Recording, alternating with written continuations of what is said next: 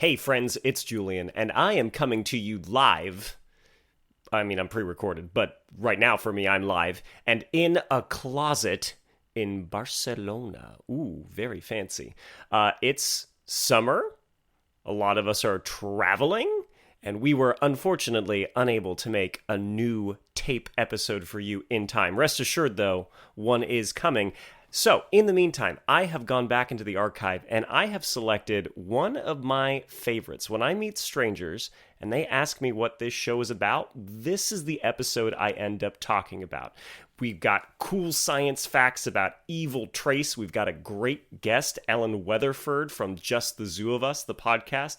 And we've got Trace's answer. And also, I'll admit, I'll be completely honest, part of the reason I picked this answer is because I am the pettiest person alive. We got an internet commenter on one of our reels a while ago that made fun of how useless our show was and asked, ooh, if you're going to analyze this, why not analyze dragons? Well, guess what? We do that in this episode, and mermaids. And that's what I told that commenter. So, on the off chance that person actually went and subscribed to our show, hey, here you go. Here's that episode on mermaids and dragons that you thought wouldn't be interesting, but it so is. All right, enjoy.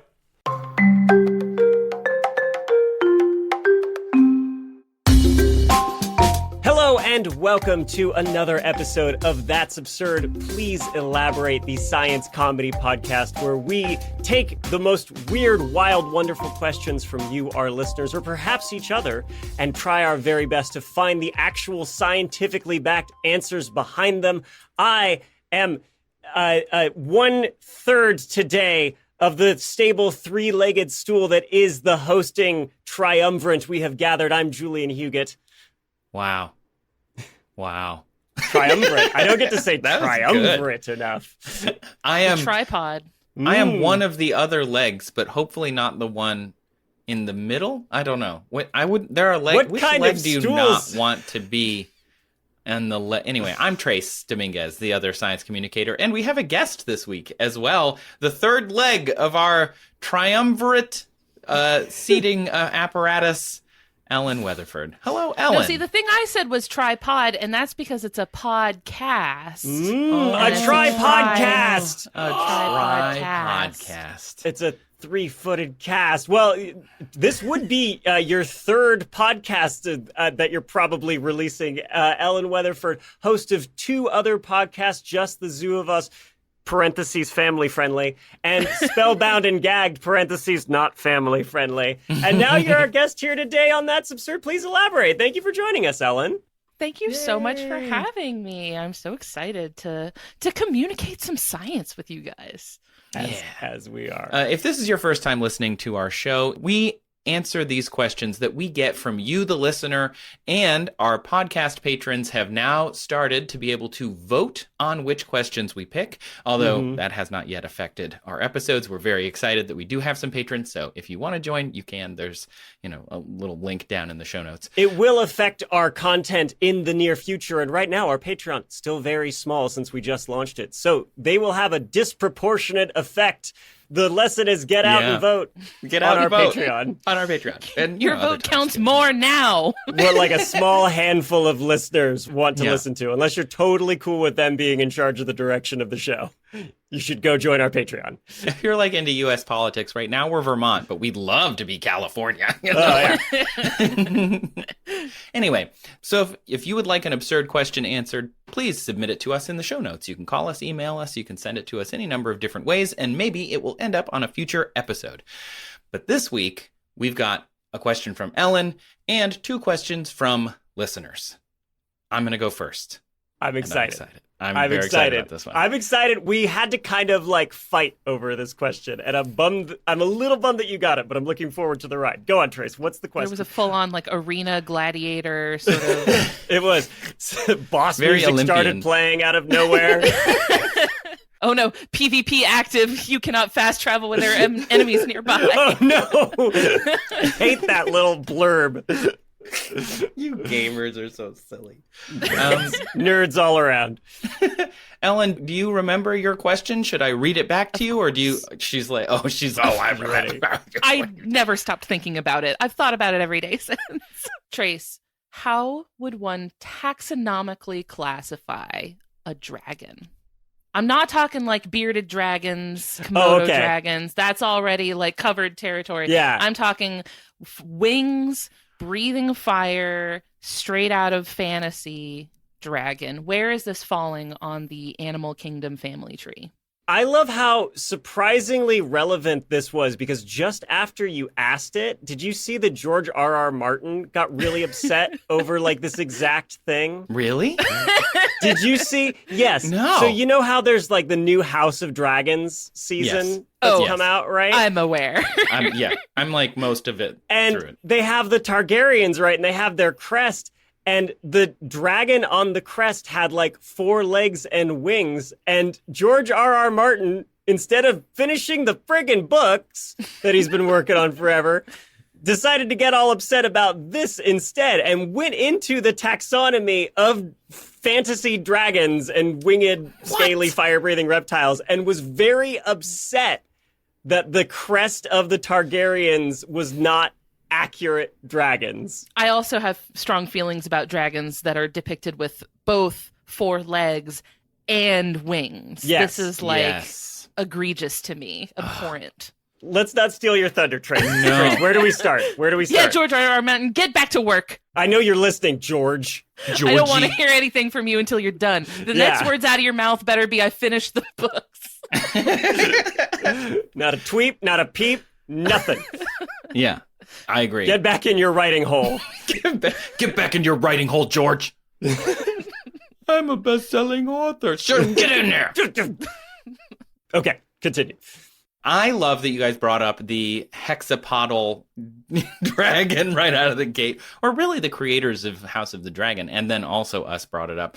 I completely eliminated that from the research. When I first started doing it, I was like, oh, well, there's 2 different kinds of dragons. There's these 4-legged with the wings, and then there's the, 4-limbed where the front limbs are also wings. And I completely eliminated the 6-legged dragon, because that's really what it is. If you think about it, it's got 6 limbs. There's no reptile, there's no mammal, there's no animal that we know. That would be not just fantasy. You're talking like away from any kind of reality fantasy. Yeah. There aren't any 6-limbed vertebrates that would, and it is 2 other limbs that would power those wings versus the like 4 limbs that it walks on. So I just eliminated that entirely. Right. It would have branched off from like us tetrapods, right? And which it's in the name, 4 legs. 4 legs, right? Yeah. They would. These dragons would be hexapods, right? Right. Yes. You know what's funny is my wife has gotten really into Pokemon again recently, somehow. And she's looking at everything through this lens. And I want to say, first of all, something that drives me insane about Pokemon in general is their use of the word evolution. Yeah. Because it's so wrong. Yeah. And I think it's mischaracterized it for literally millions of people. Yeah. Right? Yeah. Because you can have the same little Charmander, right? And when it metamorphoses into something else, it's like, oh, it's evolving. And you're like, no, it's not. No, that's not what that is. They clearly meant like metamorphosis, but that was too many syllables. Yeah, but no, it's not evolution. It's one generation that's changing here, right? And then I was thinking about it because did you remember your starting Pokemon, everybody? Do we all have one? A preference? I've never played Pokemon. I've played every generation. In the first generation you played? Okay, it was Gen 2, and I picked Cyndaquil. Oh, okay. He's a cute little guy. Wow, Trace, are you out of this cultural loop? 0. Are you? Wow. The closest I got to Pokemon is a friend bought me a stuffed Psyduck that I kept in my car because I thought he was funny. Well, that's your starter then. But I've never actually played the game. I've touched the cards because my brothers, I cleaned up after them sometimes, but I've never played it. I'm so sorry. Just little Cinderella Trace cleaning up after all the other kids got to have their fun. What is a Get back in your cleaning hole. Well, I was Gen 1, and I picked the little fire lizard, Charmander, right? Sure. And then it becomes Charmeleon, which annoys me because it's going from like a reptile to an amphibian, right? Based on the name. And then the last form is a 6-limbed dragon, although if you're a real Pokemon geek, not technically a dragon. But anyway, not a dragon type. But a palm tree is, okay, sure. And I'm like, if you think about it, right, if this single organism that had 4 limbs suddenly turns into a 2 feet, 2 hands, and 2-winged dragon, it must have, like, sprouted bones out of its back. Complete musculature would have horrifying. to change. Yeah. Yeah. Just growing these giant extra limbs coming out of it. And then that makes you wonder, like, which ones are, like, the basal trait? Were the arms the ones that stayed, and were the wings the new limb? Or, like, were the wings the ancestral limb, and they had to, like, sprout arms? All good questions. To me, I just understand why Charizard, Ash could never control him, because he was pissed about how much his body hurt and was changing based on this forced, quote-unquote, evolution. Okay, rant over. I'm an abomination. Wow. You guys have some feelings about this? I have feelings strongly about, do you remember the documentary Avatar, where they go to another planet and there's blue people and there's all these animals and they get to like USB to the animals and stuff? Right. Yeah. The thing that bothered me wasn't the USB thing, which in itself is weird because who's in control here, and this is a little, ethically dubious. But the fact that every one of those animals was fairly consistent with the way that it inhaled the atmosphere through its collarbone. They almost all breathe through the collarbone, and many of them are not tetrapod. Many of them have 6 legs or more, except the primary species on the planet, which breathes through its face, does not have breathing through its collarbone like everything else, and only has 4 limbs. What? It's almost like they artificially made them quasi-human-like, so you could relate to them more. Right. And canonically had boobs because it was sexier. Yeah. What's true? They were like, hey, James, why do they have boobs? And he's like, I like them. And they were like, all right, asked and answered, my guy. All right. Nope. Sure. Cool. All right. Well, sometimes it's not about, let's not get into it. So let's get into the actual question that we came to answer here. How would you taxonomically classify a dragon? And for people that may not be aware, taxonomy is the classification of living things. It's got a couple of different purposes in science. One is literally just to make groups of things, and it helps you learn not just about the thing you're looking at, but other things that are similar to it. But also just because there's a lot of stuff in the world and in the universe, and we got to kind of keep it in a little order here. And it dates back to Plato and Aristotle and ancient Greece. And Aristotle was actually really one of the first proponents or like creators of a taxonomical system. He identified 500 different animals and put them into a hierarchy, which he called the Great Chain of Being. And man was right in the middle of this. If you think of it like a ladder, we were right in the middle. And at the top was God, and then angels, and then like demons, because he had, meta physical beings and like imaginary beings in there. And then animals were all below us. So it was like animals, and then plants, and then minerals for some reason. But anyways, very influential. Sure. He came up with the binomial names that we still use today, although they've been modified since, and I'll come right back to that in a minute. But taxonomy is not the same kind of science as a lot of other sciences, right? There's a lot more of the like debate part of science in this. Like, where do you draw the line between one species and another, especially with genetic data, which let's just set that off to the side as well and come back to it. And so I did a journalism. Yay! It's very exciting when we have any semblance of like journalism or like effort on this show. Yeah. It's very, it's an unusual step for us. I emailed many people, but I actually got a real interview and called Greg Watkins, the senior collections manager of vertebrate zoology, herpetology, and ichthyology at the Yale Peabody Museum in New Haven, Connecticut. And This is embarrassing. Question. Was your email title like question about dragons, or like how did you get him to respond? I said, science communicator wants to know about dragons. And there's no way that passed those email filters. Yeah, right. No way. Totally responded. And he said he has a book of like where fantasy creatures may have evolved from and stuff. And we ended up talking about the Cyclops, which is a pretty famous example. You found the guy. You found the person for exactly this question. I found the guy. He said the Cyclops, there is a pygmy elephant that was off the coast of Greece and Italy. And when sailors got there, they saw their skull. And if you know anything about elephant skulls, it's got a big hole in the middle of it where the trunk goes. And so they're like, there's some giant monster here with one big eye. I don't know why they're right in the middle of it. Right in the middle of his face. What the heck is going on over here? What else could go in a giant face hole than a big eye?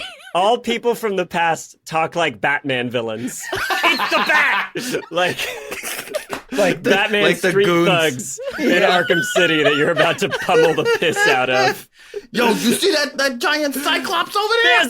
There's a one-eyed monster here. This is going to completely change the way I've been reading Song of Achilles. My experience of I'm like halfway through the book, and my experience for the rest, because the rest of this is all like Battle of Troy. So Yeah, I was gonna say, this is about to be really fun. Hey, that Helen, she is a looker. You know what I'm saying? What that Achilles, huh? I'd launch 1,000 ships for that face. I think they might say What's mug. the deal with Achilles? Huh? Hey, This guy all tough. You touch his ankle one time, boom, crumbles to dust. Forget about it. Forget it. oh my God.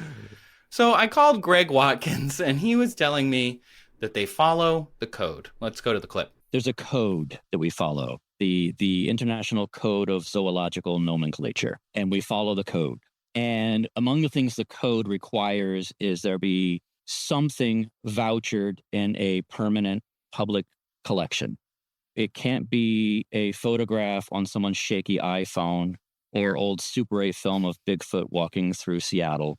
It has to be an actual thing in a real place so that 100 years from now, a scientist can come back and look at what you looked at. And that's the repeatability of science. That's an important part of what we do. Okay. I love we follow the code. He's a the Mandalorian. Yeah, very much so. This is the way. This is This is the way. shaky iPhone photo of Bigfoot. This is not the way. This is not the way. Not the way.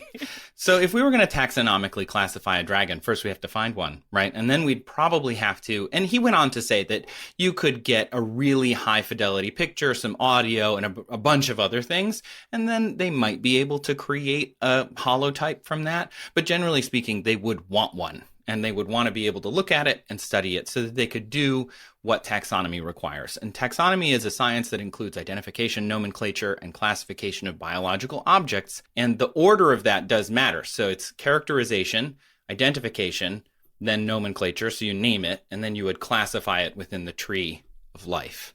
Historically, we would do this by literally just going around and like looking at stuff, right? Like, oh, that bird looks like this, and here's the coloring, and here's the spots, and, you know, whatever.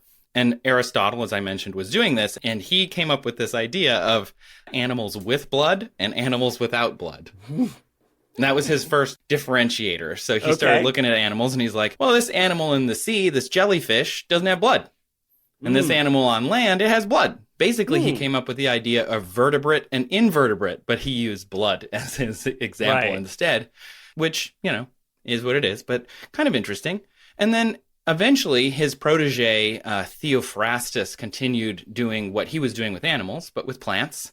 However, after Aristotle and Theophrastus, there really wasn't anybody doing this for a long time until like the 16th and 17th centuries during the Age of Exploration. So we're talking like Aristotle and then nothing.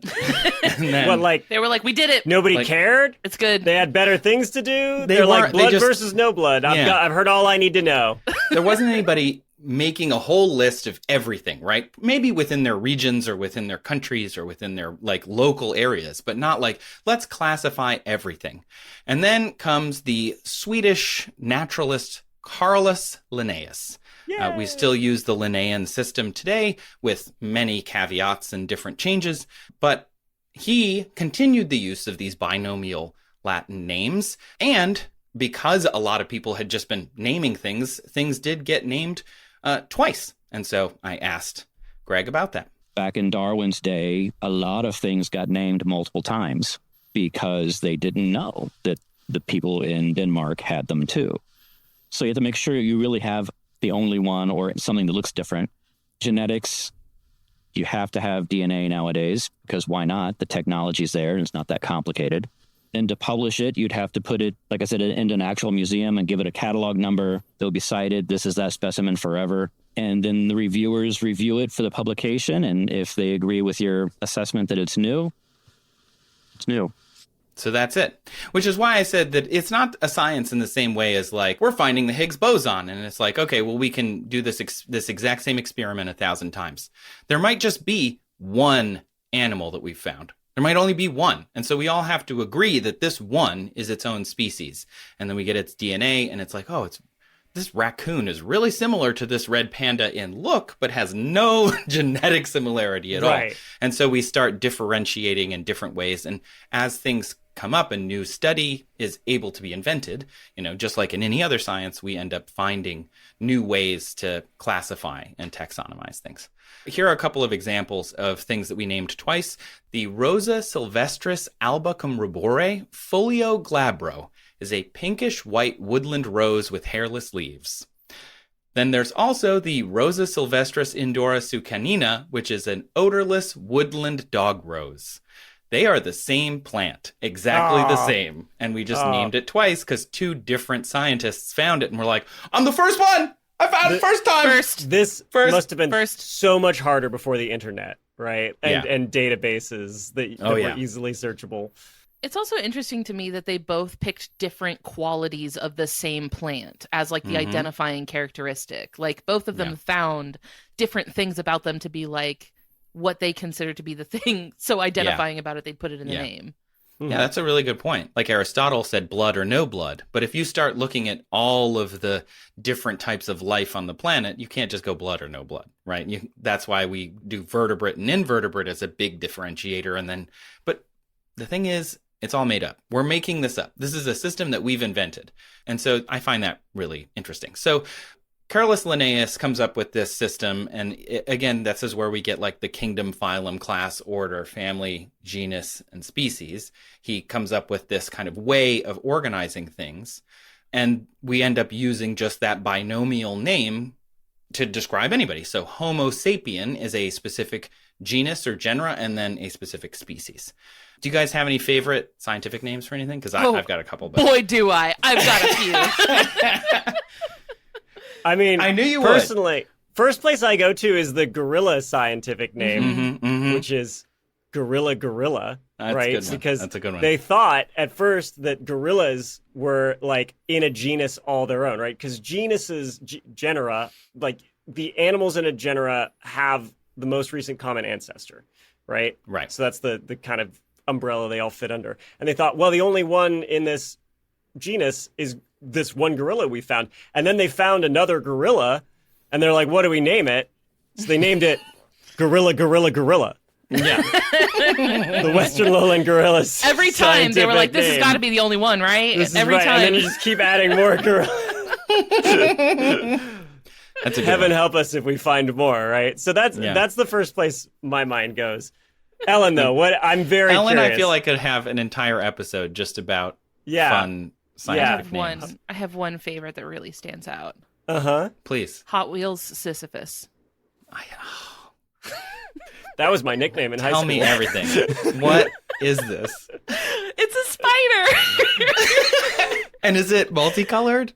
Is it die-cast? It's named after, this is like off the hip because I didn't think I was going to be talking about Hot Wheels Sisyphus. For sure. But like there's like a tract in its reproductive system that is loop shaped, and the taxonomists classifying it thought it looked like a Hot Wheels track. Oh my God. My word. I So love they named it so much. the genus is Hot Wheels, and then I want to say that the Sisyphus part of the name was because like maybe it's like a different part of its anatomy was like shaped like a ball, and it looked like the ball, and they were like Sisyphus rolls a ball up a hill, and that gave us Hot Wheels Sisyphus, which there's nothing, it does not get better than that. So I mean, I don't know, this one's pretty good. There's a trilobite fossil found in northern China, and its genus is Han. China makes sense. The species is Solo. Excellent. Yeah, where else are you going to go with that? Oh, I mean, that's pretty good. Also, just I went to a Reddit thread about this, and that one of the top ones was the American robin. Do you know the American robin's scientific Turdus name? migratorius. Yeah, I sure do. Exactly. Yeah, it came up to the very top. That one came up there. And then, and I did ask Greg about naming things like after stuff like Hot Wheels, or like there's a scientific name of Dracorex hogwartsia. Which, if you read Harry Potter, you know what that is. And Greg said, yeah, it's discouraged to name things. Both actually now, these days, it's become less kind of cool to name things after yourself, which a lot of people did, or after people you dislike. And his example was sometimes you name a parasite after a scientist you don't like, which is incredible. Just the best. No, bring that back. Bring that back. So actually, we need to be doing that more, I think. It's really good. It's really, there's actually, this one has a long and storied tradition in science because Linnaeus himself was being criticized by a botanist named Johann Siegsbeck. He complained about him publicly, so Linnaeus named a, quote, useless European weed, Siegsbeckia. So this is tradition. I feel like at a certain point, they're like actively searching for a new species that they hate. Like they're that petty. It's not like they stumbled on it. It's they're like, ooh, you know what? I've had it. I'm going to a field somewhere. They're out in the field digging through. They're like digging through rotting animal carcasses for maggots. I'll show him. I'll show him. That's great. That's great. Alternatively, so my wife interned at the Natural History Museum in LA for a little while, and she interned for a malacologist, which is like people who study slugs and mollusks and stuff. And it's a very small community of malacologists. So she went to like a convention or like a gathering for the Western Society of Malacologists, and there were like 10 people there, you know? and one of the guys who works at the Natural History Museum, who's a malacologist, like studies and finds ancient fossils of mollusks. And because he's one of the few people doing this, he just has like dozens that he's named or named after himself in some way, or people that he knows. And it's like, wow, if you want to like have a whole bunch of stuff, you have to get into like a really niche field, and then you can just name everything whatever. Like, I'm sorry, I still can't get past that being like, hello, everybody. Welcome to the 12th meeting of the National Association of Molluscologists. It's lovely to see all of North America represented here today. All 8 of you. It's a real small, and they're all cartoon characters, I swear. They're all like, so hello again, interesting Bill. and Good to see you. strange.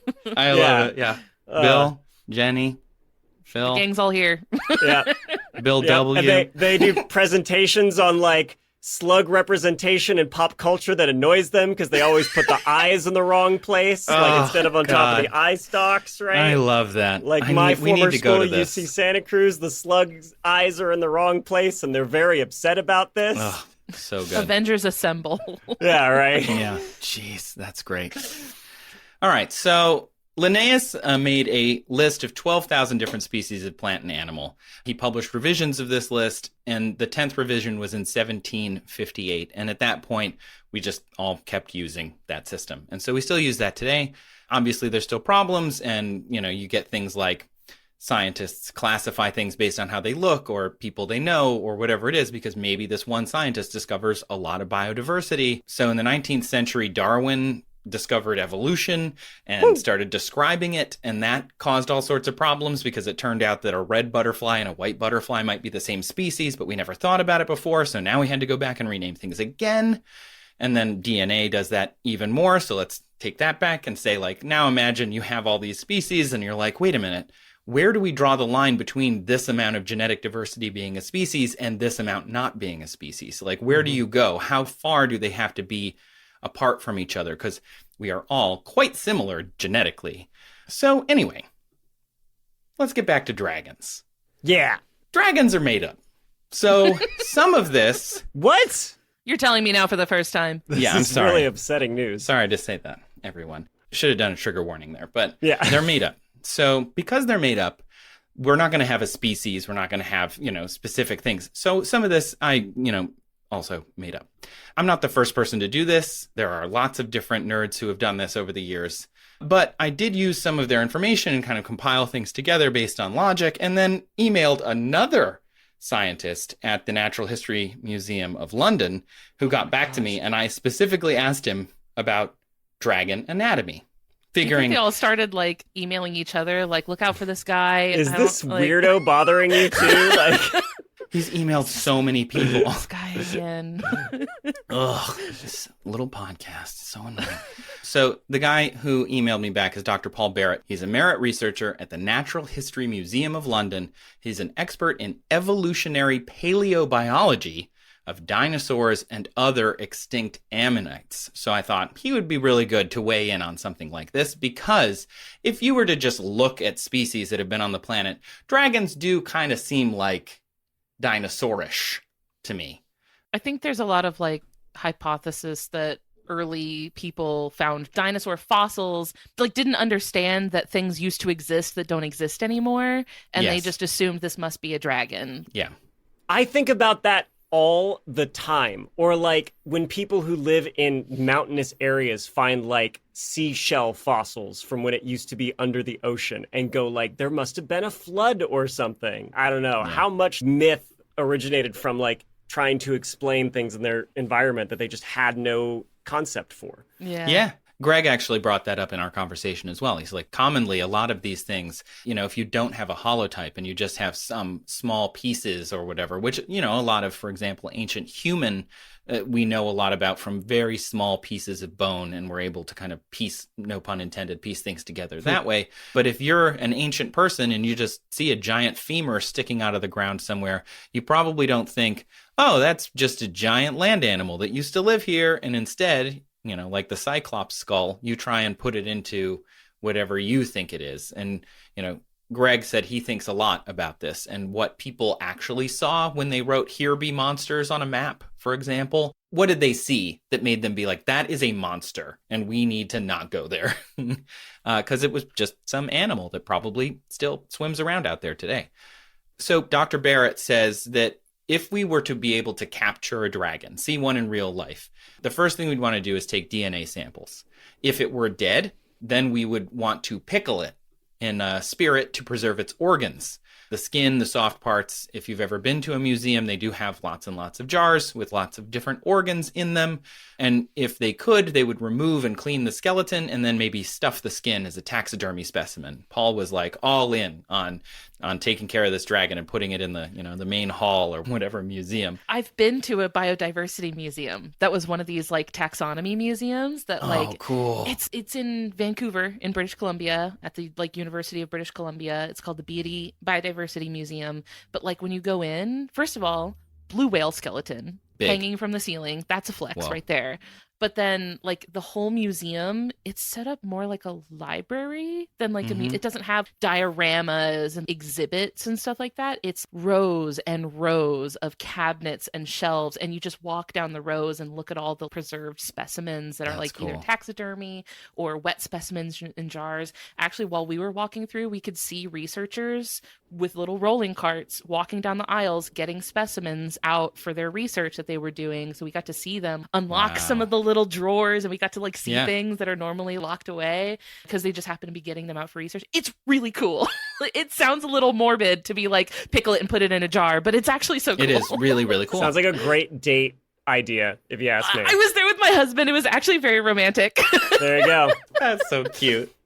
Yes, life is fleeting, and it's a little morbid to be here, but at least we're here together. Wow. That reminds me of the California Academy of Sciences. They have a huge wall in their main room, right? That's just like sea lion skulls, and it's like hundreds of them, hundreds and hundreds. They're just all lined up, and it's like they all look the same, but they're all a little different.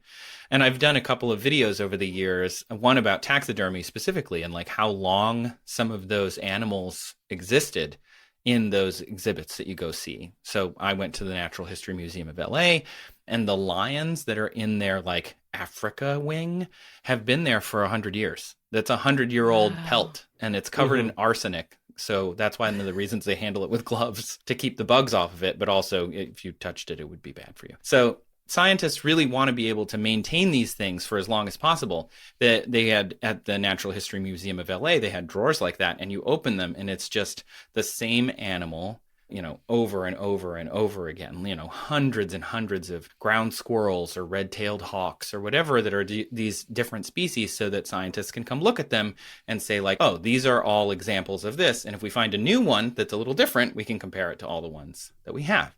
So with a dragon, we wouldn't be able to do that because we probably wouldn't have hundreds and hundreds of them unless we were a Targaryen. And so both Greg and Dr. Barrett mentioned CT scanning. So we'd probably digitally image as best as we could. We'd CT scan, we'd take photos, we'd preserve the skin in some way. Dr. Barrett said if we didn't pickle it, if we didn't take all the pieces and try and cut it into pieces to understand them, we would probably prefer to keep the body intact if it was the only specimen we had. And we would use those imaging techniques to peer inside its body and try and maintain it, mummify it in some way so that we could get, big jar. You need a really big jar. It'd be really big. It'd be pretty cool. So the point is we document literally everything we can. Once we've documented it all, then we can start to kind of guess at all of the different, domain, kingdom, phylum, class. Obviously, domain's pretty easy. But so I did ask Greg specifically what kind of things one would pay attention to when you find a new species. When it is something that there's nothing you can really compare to, it's harder to say. But with reptiles, almost every species description includes a lot of scale count data.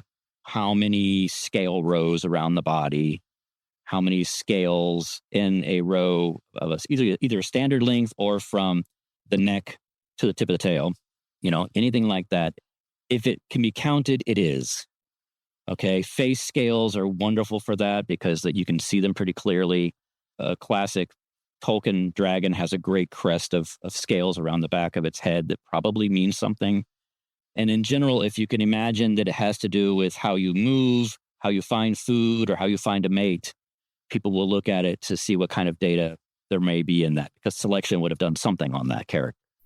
So I didn't realize that scale count was so important to the species. Yeah, me either. I didn't hear a word he said because I noticed he had a Pikachu magnet on his cabinet behind him. I did clock that Pikachu. And I was wondering how he felt about Pokemon's use of the word evolution. And it was all I could think about the whole time. I'll give you his email. You can yes, thank you. Hey, remember that guy who asked about dragons? Anyway, I got questions about Pokemon. Not more of you, no. Let me throw it to you guys, right? So what kingdom do you think that a dragon would be in? I feel like we're probably all going to be on the same page here. I don't think they're a plant or a fungus. So Animalia. Yeah, I think we're going animal. Yeah, it's a multicellular, eukaryotic, heterotrophic animal. The phylum would be then Chordata, which is a bilaterally symmetrical organ system, nerve cord, closed circulatory system animal. Then we get to the class. The class is where we start to get a little more fun. Probably reptilia. It depends. A lot of reptiles are cold-blooded. Not all of them, but, interesting. So subgroup under reptilia vertebrate, clearly. And this is where we get to just start making stuff up at that point. Because at that point, they probably do start to differentiate from some common ancestor, whether that's a dinosaur or something else. So, Paul, I listed a bunch of anatomical things that we quote-unquote know about dragons, using specifically Tolkien dragons, Game of Thrones dragons, and a little Harry Potter dragon for spice in there. Not Eastern dragons, because they're a completely different anatomy. It would be a completely different species, though likely related if we were to put them into this same tree of life. So I just wanted to stick to that Western fantasy dragon that you might picture. So it's got a bony skeleton. That skeleton's probably hollow because it can fly. If it can fly, it's got to have light bones. And so thus, Dr. Barrett says, having bones places them in vertebrates. Hollow bones appear a number of times in vertebrates. Specific types of bones or bone shapes would be more helpful features.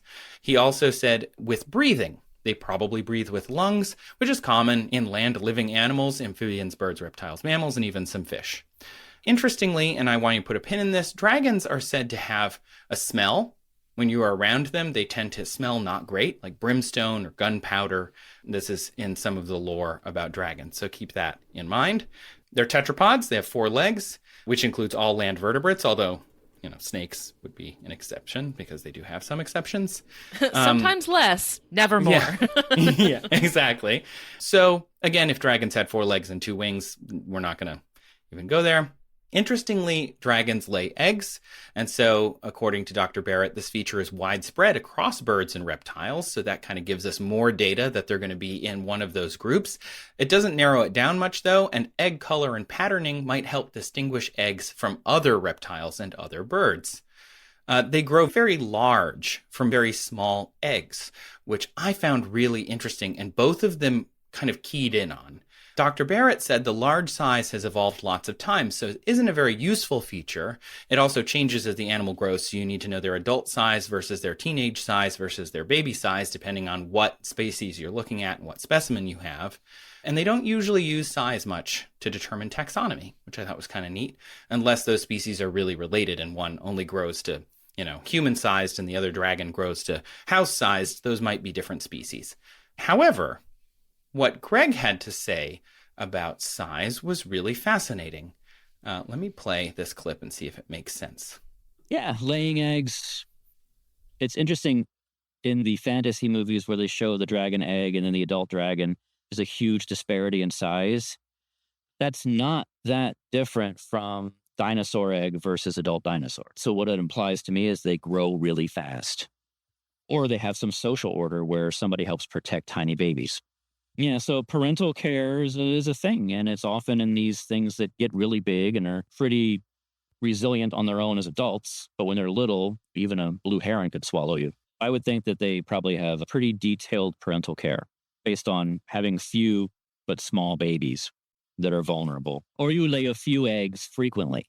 And I thought that was wild. Like the idea that it's like, oh, I look at a tiny egg and a big dragon, I'm like, wow, that thing grows pretty fast. Like, yeah, maybe. Or it just like grows really big. And he sees that and goes, they must have detailed parental care. That makes a lot of sense. You see this in a lot of like really large flighted birds, like condors and stuff. They dedicate tons of like energy and resources into caring for their young, and they don't have very many at a time. But they start off, these tiny little altricial condor chicks that they, grow to these massive sizes. Yeah, yeah. So you're saying there's probably, if there are dragons, there's probably like a mother of dragons that really takes care of them. Perhaps like 3 many of them. seasons. Yeah. Multi-seasonal, good contract renewal, very solid. Yeah. Something else we talked about then would be vertical pupils, pretty common in dragon drawings. And Greg says this tends to be from something that's nocturnal or evolved from something that is nocturnal. So even if it is a day animal, but it has vertical slits in its pupils, its nearest ancestor was likely a nocturnal animal, which I thought kind of neat. Makes sense. Dragons living in caves and dark places. That makes total sense. Yeah. Greg also mentioned, though, but that just because they have sharp teeth, which I mentioned is like, oh, so we know they eat meat, right? He's like, no, not necessarily. Sharp teeth doesn't necessarily mean that they're carnivores. They could be omnivores. They also could just be a threat display. If you think of chimpanzees, they would eat meat if they could, but mostly they have big, sharp teeth as a threat display to show other animals to back off, which is pretty interesting. Also, if you think about dragon size, dragons are very, very large. The largest carnivore in the world. Any guess what that would be? I did land animal. Sorry, that might be more specific. Polar bear. Yeah, the polar bear. There are much larger herbivores. I mean, by its nature, right? Or just things that eat things at like lower trophic levels. I'd say like on average, an herbivore tends to be larger than a carnivore. Yeah, like 100%. Like gorillas, right? Mm-hmm. Quite large. Pure herbivores. And which species is that? The gorilla. Oh, perfect. Yes, Great. that. But not the gorilla. We need to rein it back a little bit. Yeah. Sorry, yeah. I also looked up the largest omnivore. Any guesses what the largest, on land, the largest omnivore might be? I'll give you a hint. Also a bear. Grizzly bear? Also grizzly a bear.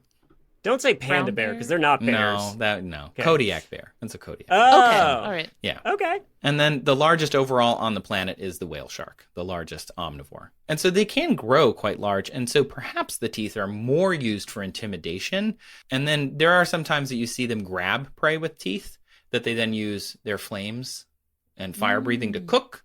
So perhaps they do that. And thus they would have to eat less of that because the reason we cook meat is to get more nutrients out of it without having to spend too much energy digesting it. So perhaps they do the same thing, which would fit with being highly intelligent and also having those sharp teeth that they can use to hold. There are some undersea fish that do that, where they'll hold on to their prey and then, consume it other ways.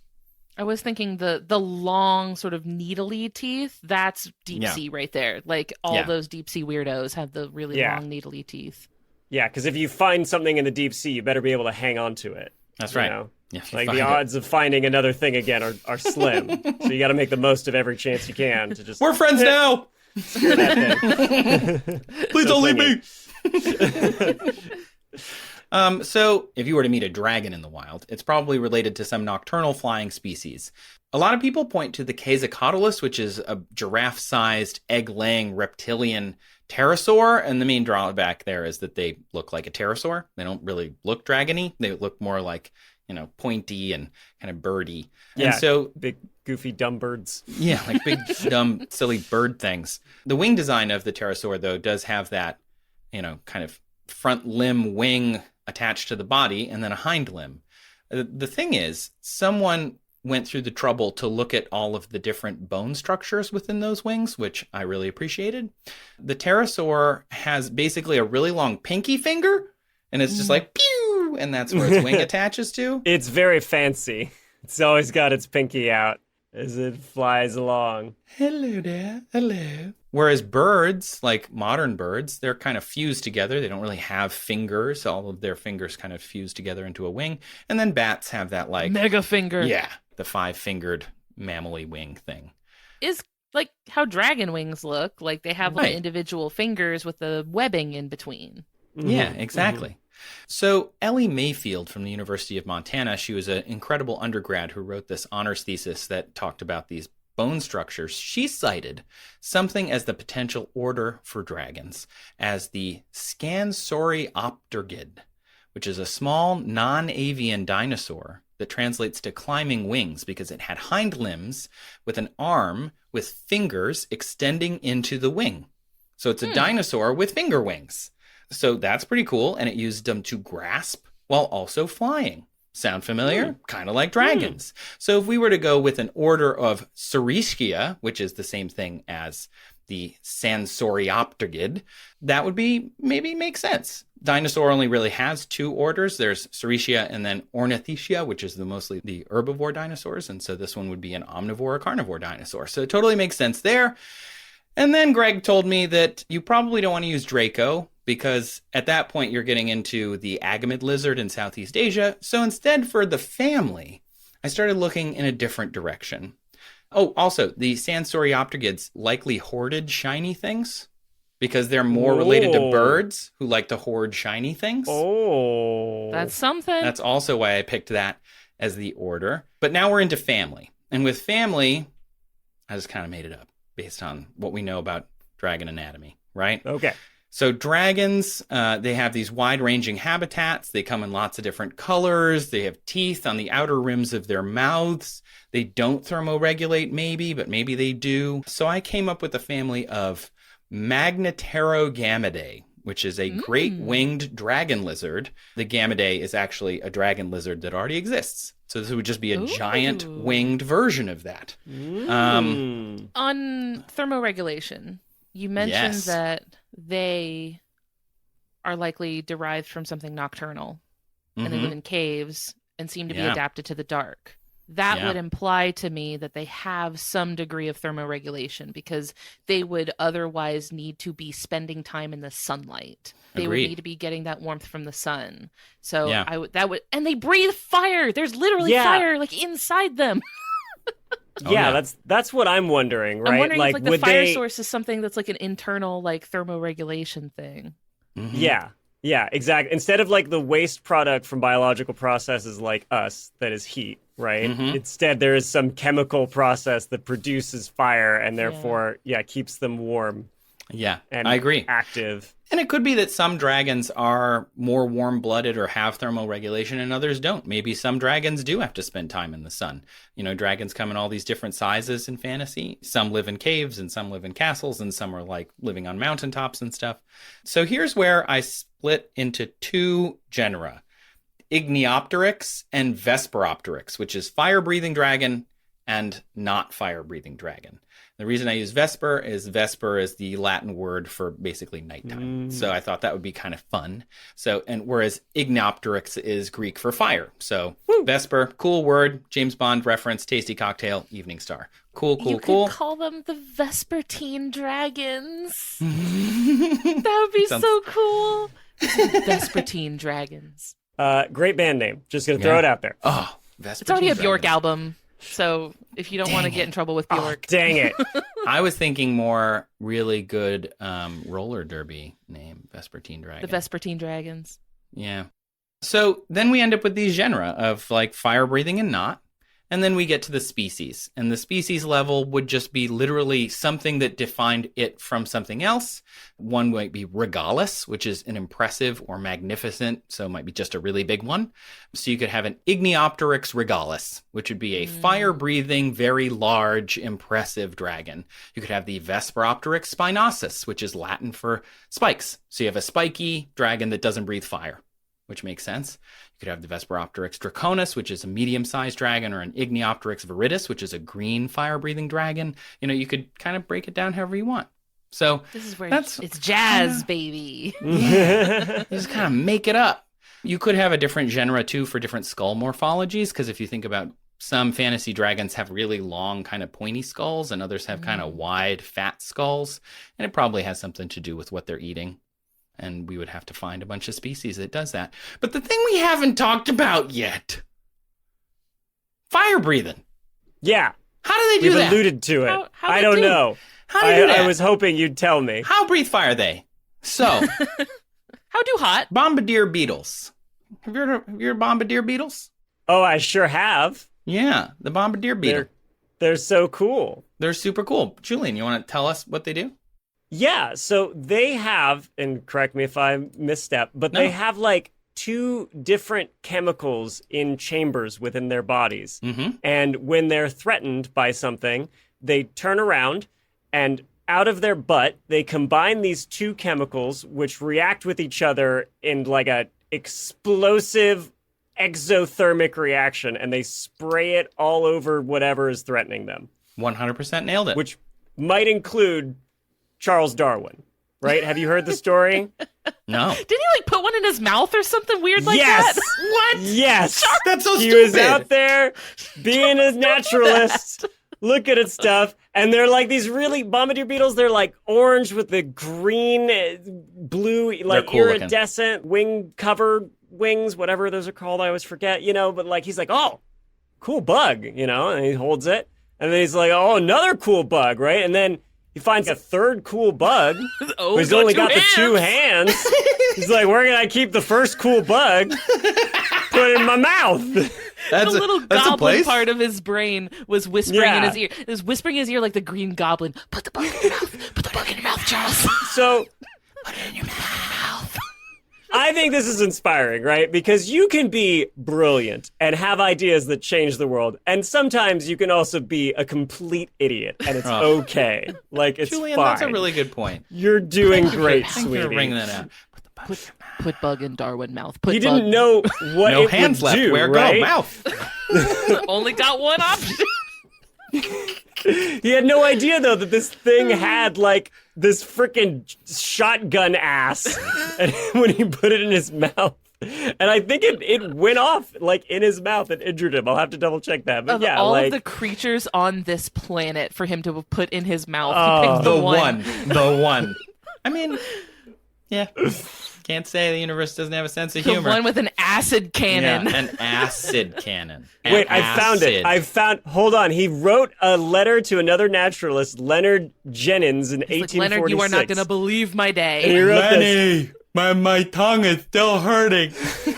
Under a piece of bark, I found 2 caribi, I forget which, and caught one in each hand, when lo and behold, I saw a sacred Panagius Crux Major. I could not bear to give up either of my caribi, and to lose Panagius was out of the question, so that in despair I gently seized one of the caribi between my teeth, when to my unspeakable disgust and pain, the little inconsiderate beast squirted his acid down my throat. Oh, Roasted. no. Wow. Oh, So- man. Wow. If I was him, I never would have told a soul that story. That is so embarrassing. And he fully just like on Yeah. Maine was like, That's you're wow. not going to believe my day. Yeah. Oh, I Wow. did something real stupid, Leonard. You're not gonna believe it. But I had the sacred Panagius Crux Major. I could not, but he already had 2 of the beetles, and he had to keep both of them. He's like, Lenny, you understand, right? I could not have dropped this beetle. Lenny gets it. Lenny's a ride or die for Dari. Come Dropping the beetle out of the question. on. Good old Chuck and Lenny. Man, I would watch that cartoon. Chuck and Lenny. Oh my gosh. So- what a story. The bombardier beetle uses hydrogen peroxide and hydroquinone, which is C6H4 and then a hydroxyl group. It mixes together, sprays it, and reacts, creating heat. So I spent a lot of time thinking about this because some people say that dragons breathe fire by ingesting things that allow them to create sparks, and then they produce hydrogen or methane, and they just breathe it out really strongly, and then, create a spark and does fire. But if you've ever seen those science experiments of balloons exploding or like really soft things exploding, and by exploding I mean like they light hydrogen on fire, where does it go? Does it go forward? It goes up. It's lighter than air by a lot. So when you make something like hydrogen burn, not only is it going to go up, it's going to go up quickly, and it's hot. If you sprayed hydrogen out of your mouth, just good old hydrogen, and we're going to assume it's not liquid hydrogen because that would require immense pressures and or very low temperatures. So it's just gaseous hydrogen. They're not going to be able to breathe it on anything unless that thing is above them. And so I was like, I'm not going to go with that. And instead, me and ChatGPT got together and came up with a few different combinations of chemicals. So we already know the bombardier beetle uses hydrogen peroxide, produces it naturally in its body. I looked up some other different things. For example, dimethyl sulfide, which is C2H6S.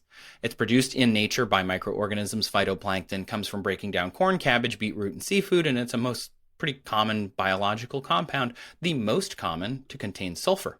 Now you remember, the dragon doesn't smell so good. Would one say it smells perhaps like rotting eggs? Yeah. Brimstone and gunpowder, which is how they are described dragons, both contain saltpeter or sulfur. So it could be that they store these two chemicals separately. When you mix hydrogen peroxide and dimethyl sulfide, you spray them into the air, they ignite and heat and flame in a, as my chem teacher would say, very energetic reaction, resulting in CO2, water, and sulfur dioxide. So you get that sulfur dioxide smell of rotten eggs as well. And they could both be liquids, so they can squirt them out of their mouths. They ignite when they mix with oxygen. It actually adds even more energetic reaction, and then, spontaneously ignites when air temperature gets hot anyway. So after a while, they don't even need to be like worried about sparking it. They can just spray the dimethyl sulfide. So they could have a bigger vat of dimethyl sulfide and a small one of hydrogen peroxide, get things going, and then just keep breathing fire for a while. So that would be pretty cool.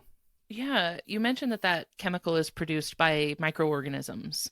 And while it would be difficult to scale that up to being produced naturally by a very large organism, but a lot of large animals have symbiotic relationships with microorganisms that live inside their body. So they could have a little organ in there that's like, this is my little microorganism farm. Yeah, my little bacteria sack. Yeah. Yes. And that would explain also maybe what they're eating, or what they might eat something that then they have to consume, similar to a previous episode where Julian and I were talking about a roundworm that needs to consume chlorophyll or it will die. So maybe some dragons, can't breathe fire if they don't consume the correct microbacteria or something when they're quite small to populate their, fire sac microflora or whatever. Some animals, like pandas, and I think koalas do this too. They don't produce the right gut flora and gut fauna, I guess, that they need to break down their diets. So they have to get it from their mother through her sort of That's what I was thinking. astrological process. So they have to eat their mom's poop to get her gut microbes. It's a poop transplant.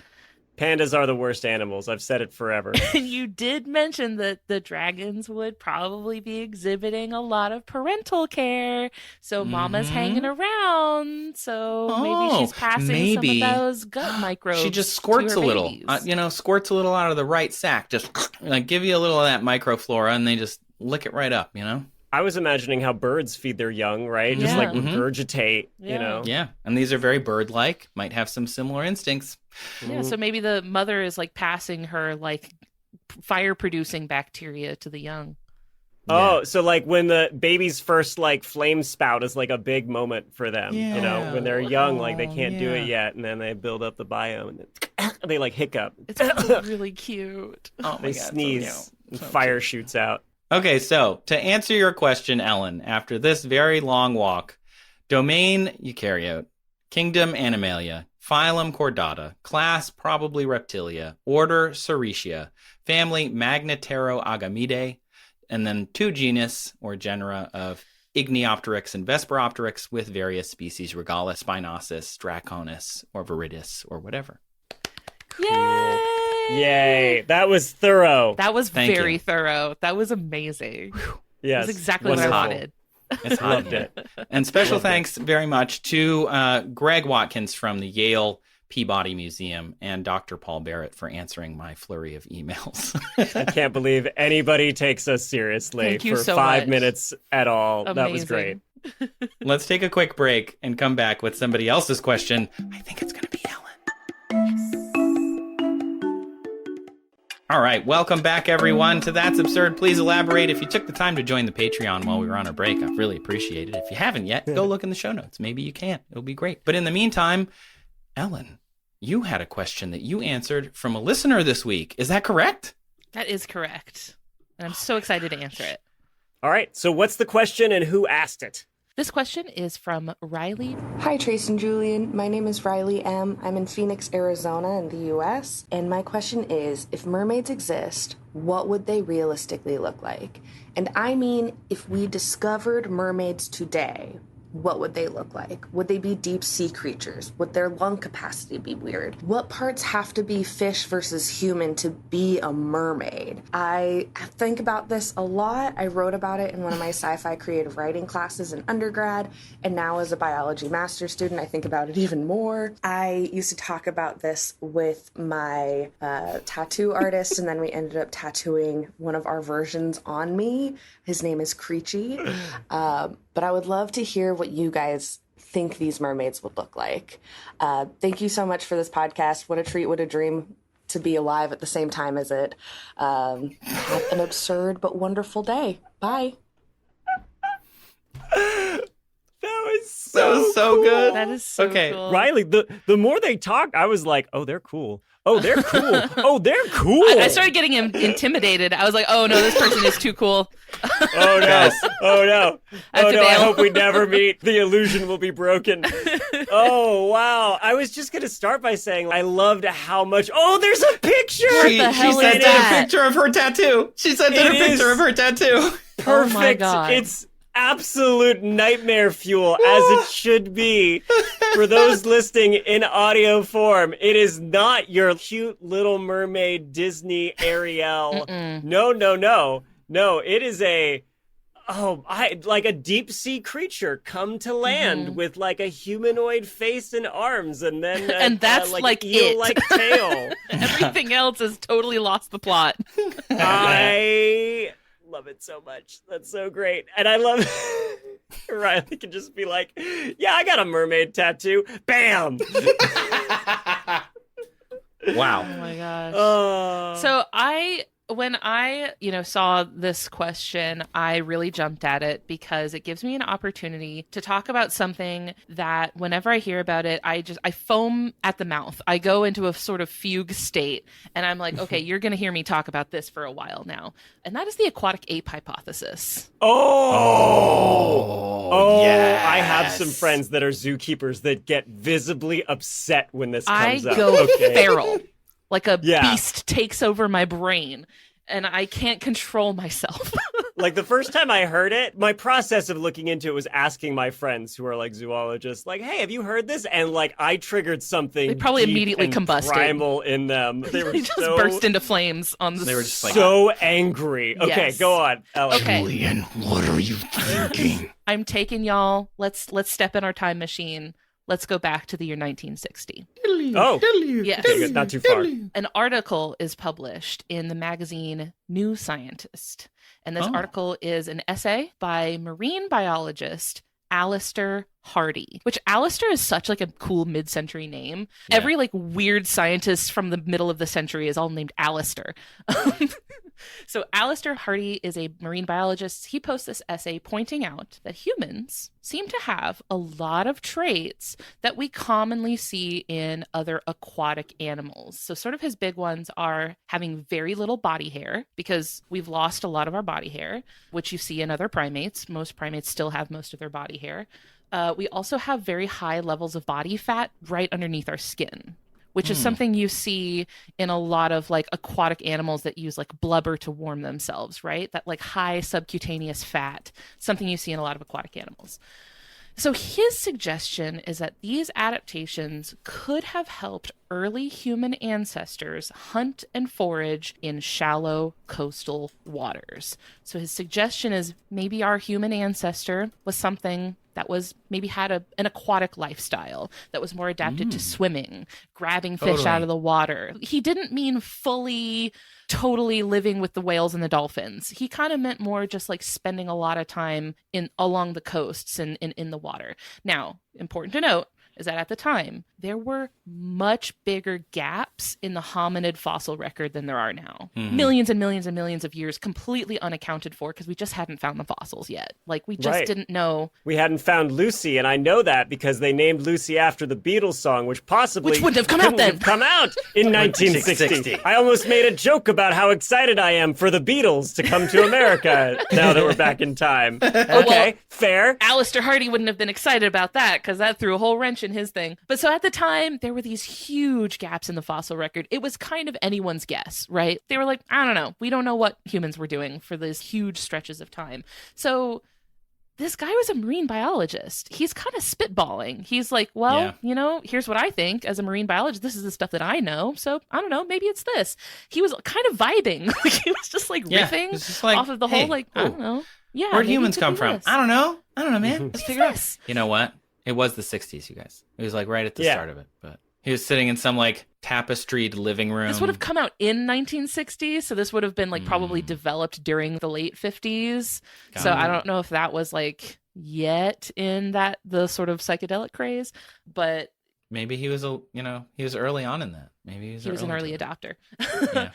He kind of suggested that maybe humans lived in a marine environment, so their fossils would have been washed away. So he was kind of suggesting this as a reason that maybe we hadn't found those fossils, because like maybe they got washed out and, you know, we wouldn't find as many fossils if they were spending more time in those coastal areas.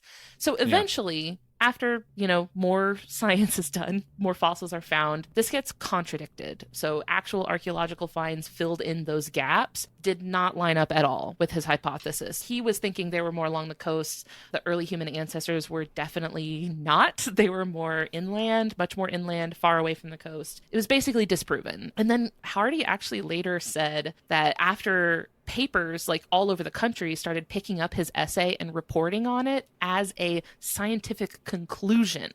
So they weren't reporting on it as, you know, oh, isn't this a cool idea? They were reporting it as scientist says humans evolved in the water, basically. Oh no, bad science communication strikes again. A bad journalism. They did a bad journalism. No, hot. No.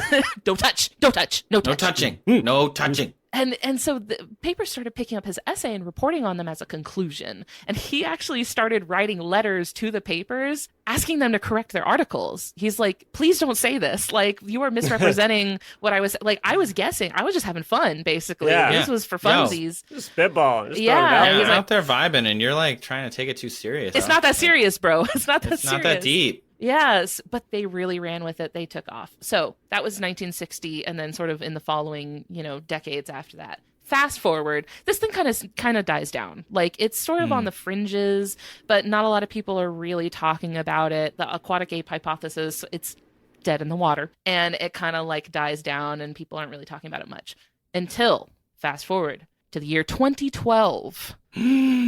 Wow, do we have to time travel to that too? Animal Planet, No. which I trusted no. you. I loved you, Animal Planet. You were my brother. The company I worked for in 2012. You raised me, Animal Planet. How could you do this to me? Oh no. Animal Planet ran a mockumentary titled Mermaids, The Body Found. Have you heard about it? Oh, I worked there when You this aired. worked there? this was Discovery, when yes.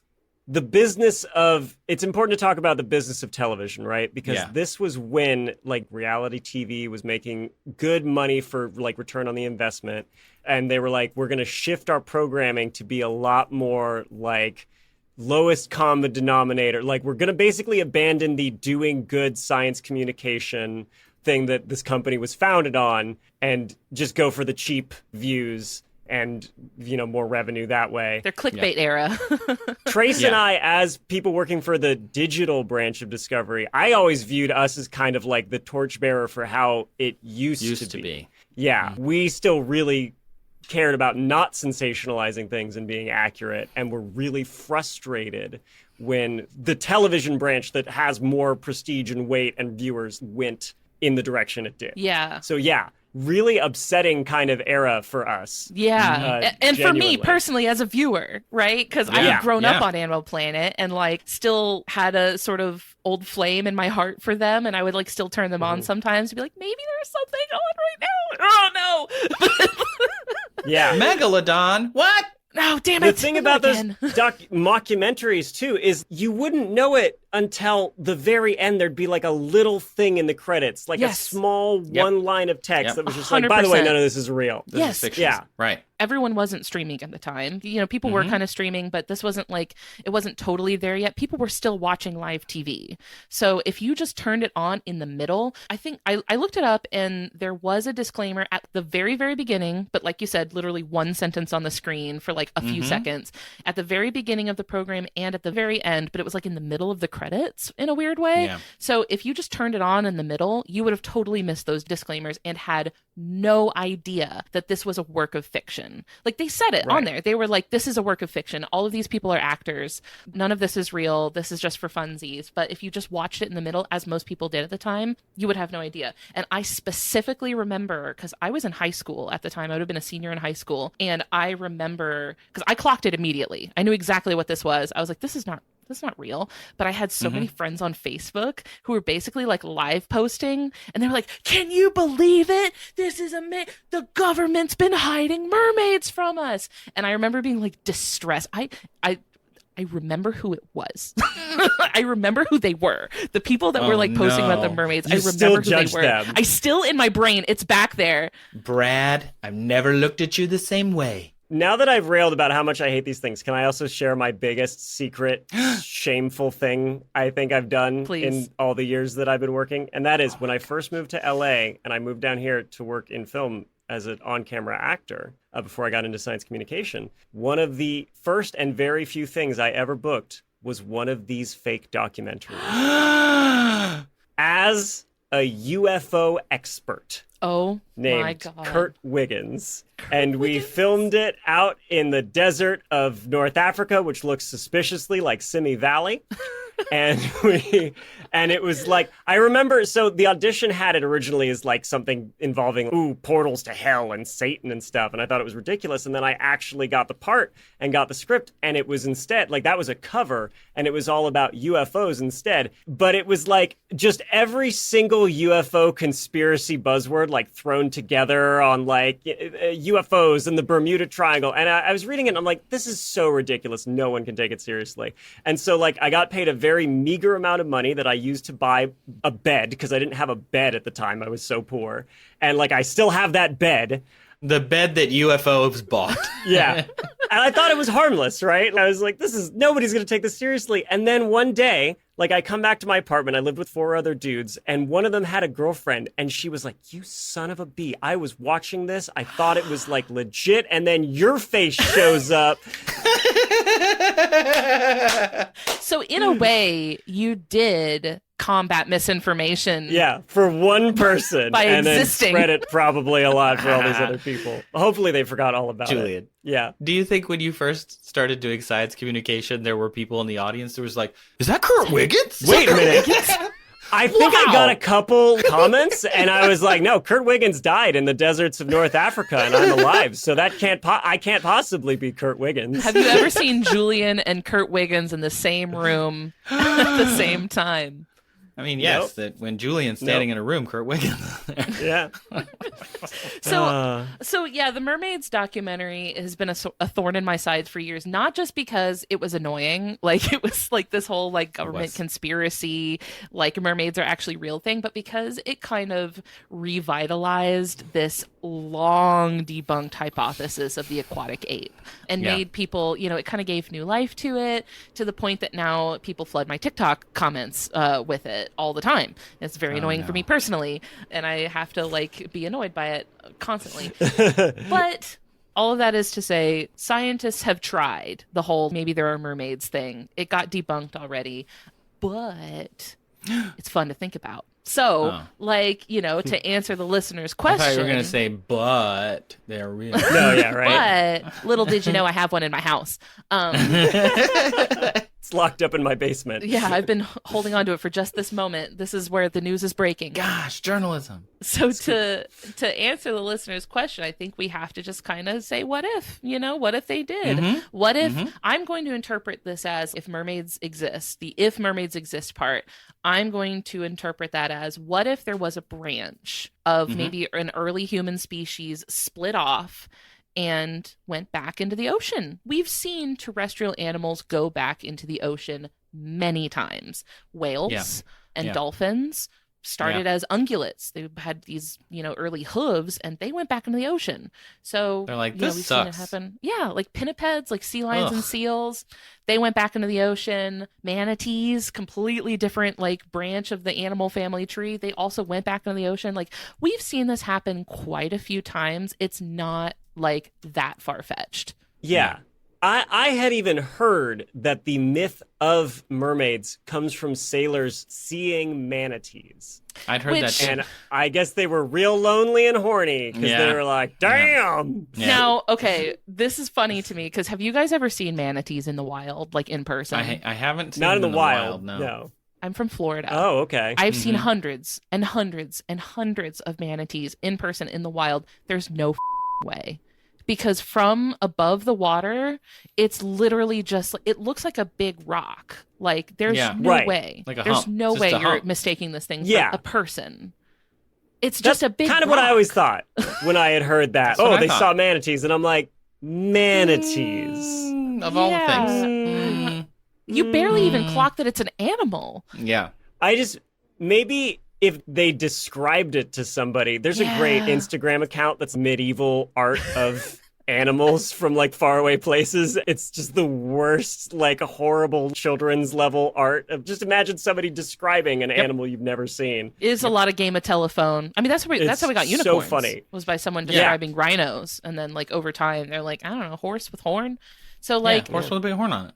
yeah, but I don't think it's that far-fetched to imagine a branch of primates that returned to the, even like a hominid, right? Maybe something even as recent as like from the Homo genus split off and went into the ocean.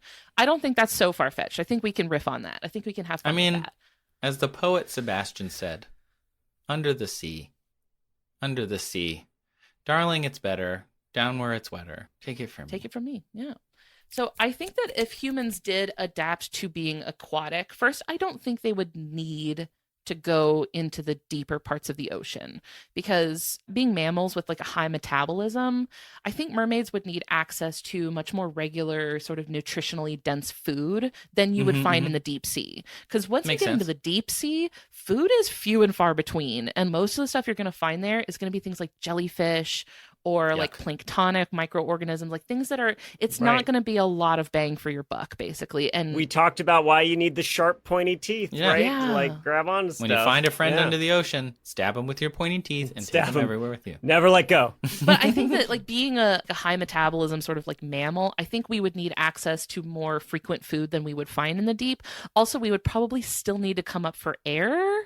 Yeah. And being in the deep would mean we would have, I mean, we could do like what sperm whales do and just do a lot of diving and resurfacing. But I mean, I think we would probably stay in coastal shallow waters if we were mermaids. I think we would probably stay closer to the shore.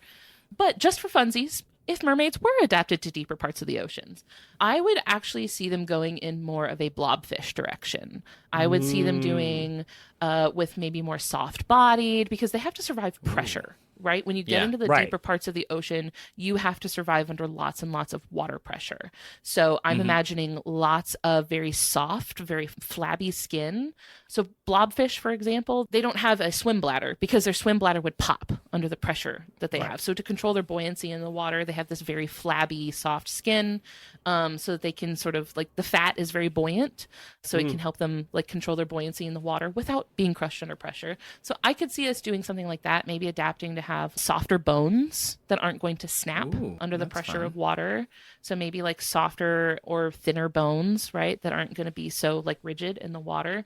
They'd also probably need very large eyes to see in the darkness, because humans are very visual, and I don't think we would go as far as to, like, go in the opposite direction. I don't think we'd go no eyes. A lot of things in the deep go no eyes because they're like, what am I seeing down here anyway? When am I going to use it? Yeah. I don't think we're going that way because we're so visual already. I think we're going big eyes. That also supports your hypothesis of them staying in the shallows, because what is it, like 15 meters below water? There's not you get really too deep, enough you're not light seeing to really anything. See. You really, if you're going to stay in the shallows, you do need to be able to still see things.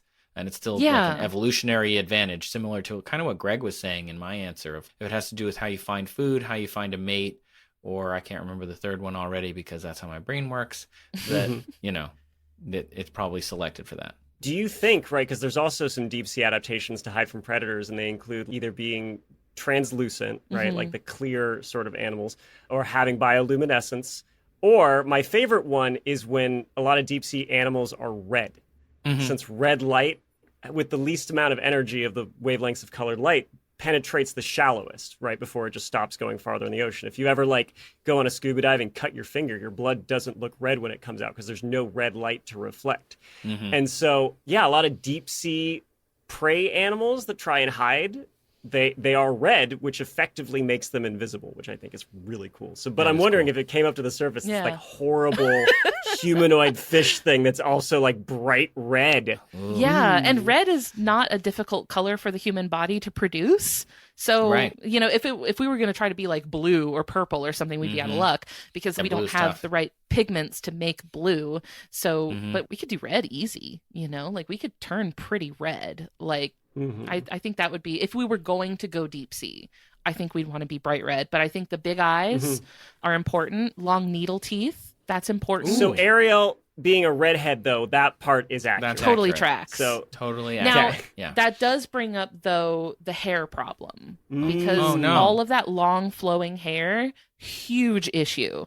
That is creating a lot of drag in the water. It's also giving a lot of opportunities for predators to grab it because it's anchored firmly to the hair.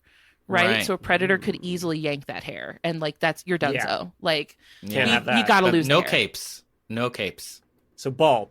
We're going Bald, totally for sure. bald. I think we can maybe keep some of the hair like around the face probably, but it would have to be kept very, very short. So you see things like seals and whales even still have some remnants of hairs, but it's mostly just for feeling the water around you. It's like a sensory hair, which would be good for feeling like the movement of the water around you. So I think maybe we're keeping some facial hair, maybe even, seeing more facial hair across the species, not just like for, facial hair tends to be more prominent in male humans. Maybe we're seeing not so much dimorphism. Maybe like females become a little bit more likely to grow more facial hair. So I think we're seeing more facial hair, less anywhere else hair. Head hair. Yeah. I think that's got to be like, as soon as we're getting in the water, we're losing that hair. I think that's gone. Here's something that Riley alluded to. I'm curious though, do you think scales enter the picture at all? I did actually think about scales. I don't think scales are out of the question. I think they're possible because there are some mammals with scales. There are pangolins. They have scales that are made out of keratin. So it's not impossible. I could even see the human like legs being fused together to form a tail, because we see this happen with things like sea lions and seals and even dolphins and whales. You can see sort of in the skeleton of them, you can see where the legs fuse together. You can see remnants of like old hip bones. And in the seal, I think if you look at a seal skeleton, you can still see the leg bones. They're just together in one sort of tail. So I think that's possible. The human legs fuse together to form a tail. The feet become the flukes of the tail. That's usually how we see it happen, like with terrestrial animals that go into the water. I think it's not going to become a full fish tail, but I think it's going to look like a fish tail the way that like a dolphins do. But I don't see scales being out of the question. I see them being possible, although they're going to have to be kind of localized to areas that aren't going to require a lot of movement. Like, I think they're going to have to be maybe on the sides. If we're not doing a lot of like side to side movement, I think you're not going to want them in a place where the scales are going to restrict movement.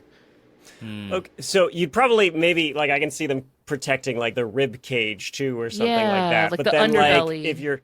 Like, but if you're flexing your spine, and your legs, the way dolphins have to swim, and it would interfere with that movement, maybe no scales like that. So you kind of have like an inverse mermaid, where like the top humanoid still looking part is scale covered, and then the rest is still kind of fleshy and squishy. Exposed. I'm thinking maybe scales along the side so that it's like not racing like stripes. Yeah.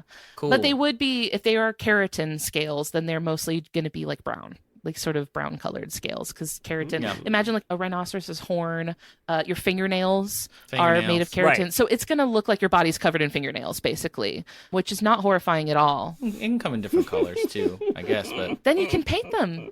You could paint Yeah. scales. why not? Think of the keratin art we could make. Like, So now you're imagining a mermaid that's just the whole body is covered in fingernails, just little tiny fingernails poking out. This is a horror show. All right, Nightmare. Yeah, got it. Yeah, Yeah, got it. Great. Understood. That's wild. I'm just thinking of like a fleshy fish person. Like the fleshy part is the weird part to me. See, if we're something that's staying closer to the shore, I don't think we need to be so fleshy. Like the flabbiness, I think, would benefit us if we were going like deep into the water. But if we're staying close to the shore, I don't think we need to be that like soft bodied. Though we are still going to need a good bit of fat to keep us warm in the water. But it's probably going to all sort of round out the way that like we're going to kind of become sort of torpedo shaped. That's just the most hydrodynamic shape. Basically, everything that goes into the water becomes that shaped. Our foramen magnum would probably also migrate, right? The hole that our spine connects through our skull to. Oh yeah, right? that's true, Like, because it did. on whales, it's shifted to like the back of their skulls, Yeah. but ours is underneath, so we can walk upright. But yeah, you'd probably have like a forward-facing head, which would be horrifying. I don't know which would be more difficult, whether the spinal connection would have to shift, or we could just change the way our face is built. Because I was thinking our face being shaped the way it is, how it's sort of a flat, blunt shape in the front, that's no good for swimming. This is not helping, right? We're breaking up a lot of that water flow in the front. So I think we would have to have a more tapered sort of face shape that's like tapering towards the front, maybe like a longer nose. Also, the nose, I think, would need to seal closed. Like, we can't just have these two open holes. You'd have to have a muscle. There'd have to be something in here that can help you do that. So if you've ever closely watched a seal that's swimming, first of all, their nose is aligned with the top of their face, so they don't have to bring their whole head out of the water to breathe. If we wanted to breathe, we would have to like bring our whole face up, right? The seal's nose is right at the top, so they can just poke just the nostrils out. But the nostrils are closed by default. Like, they are just like idly sealed shut. They have to exert effort to open their nose. They have to pull their nose open. Sense. Yeah, because it keeps water out of their nose. So I think we'd have to have something like that. Yeah. Oh, can you imagine if we just had water going into your nose all the time as a mermaid? It'd be horrible. That's why, like, a lot of people... Horrible way to live. Some people try to argue with me that, like, the fact that our nostrils point down is, like, an aquatic adaptation because the water... I'm like, bruh. Like, have you ever... You see a lot of these noses under the water? You see a lot of these noses underwater? I don't think so. I don't think so. You see the synchronized swimmers at the Olympics? They all got the little clamp thing. We have to wear a clamp because our nose is actually not good at keeping water out. And our ears, for that matter. It's right? not good. Like, None of this is good for being in the water. So I think we're having to workshop some of this. I think the nose is sealed shut. I think the nose is sort of aligned with the top of the head. Have you guys ever watched Attack on Titan? Yeah, first season. Yeah. Oh, you only watched the first season? It's an anime. Okay, Yeah, I was I going know. to say there's a certain Titan that looks exactly like what I'm thinking of. I'm just going to tell you, maybe you could try to look it up and see what I'm talking about. Look up Cart Titan. Oh, yeah. Oh, Yep. Except for the nose. You have to be able to close it for sure. But the nose is, you see how it's like aligned with the top of the head though. And the whole head is like long and tapered and narrow. I think that would be a good head shape for a mermaid. An elongated snout. Now, in a lot of pop culture, mermaids are depicted as being able to breathe underwater. And I think I need to humor this a little bit. I don't think this is something we could like, I've never heard of any terrestrial vertebrate readapting to breathing water. I've never heard of that. Yes. I don't think that's ever happened. But let's humor it. Sure. Let's hear it out. Let's hear it out. Because in pop culture, mermaids are able to breathe underwater, which is why they have a whole city underwater, because they don't have to come back up for air. So if a real life mermaid could breathe underwater, that would imply that they have gills. Now, in like very, very early stages of fetal development, human embryos have these structures that are called pharyngeal slits. So in fish, these same structures, the pharyngeal slits, they develop to become gills. But in humans, they don't. They become things like our jaw and our like middle ear. They do other anatomical stuff. It's not gills. So a lot of people actually have a little hole in their ear that's called a preauricular sinus.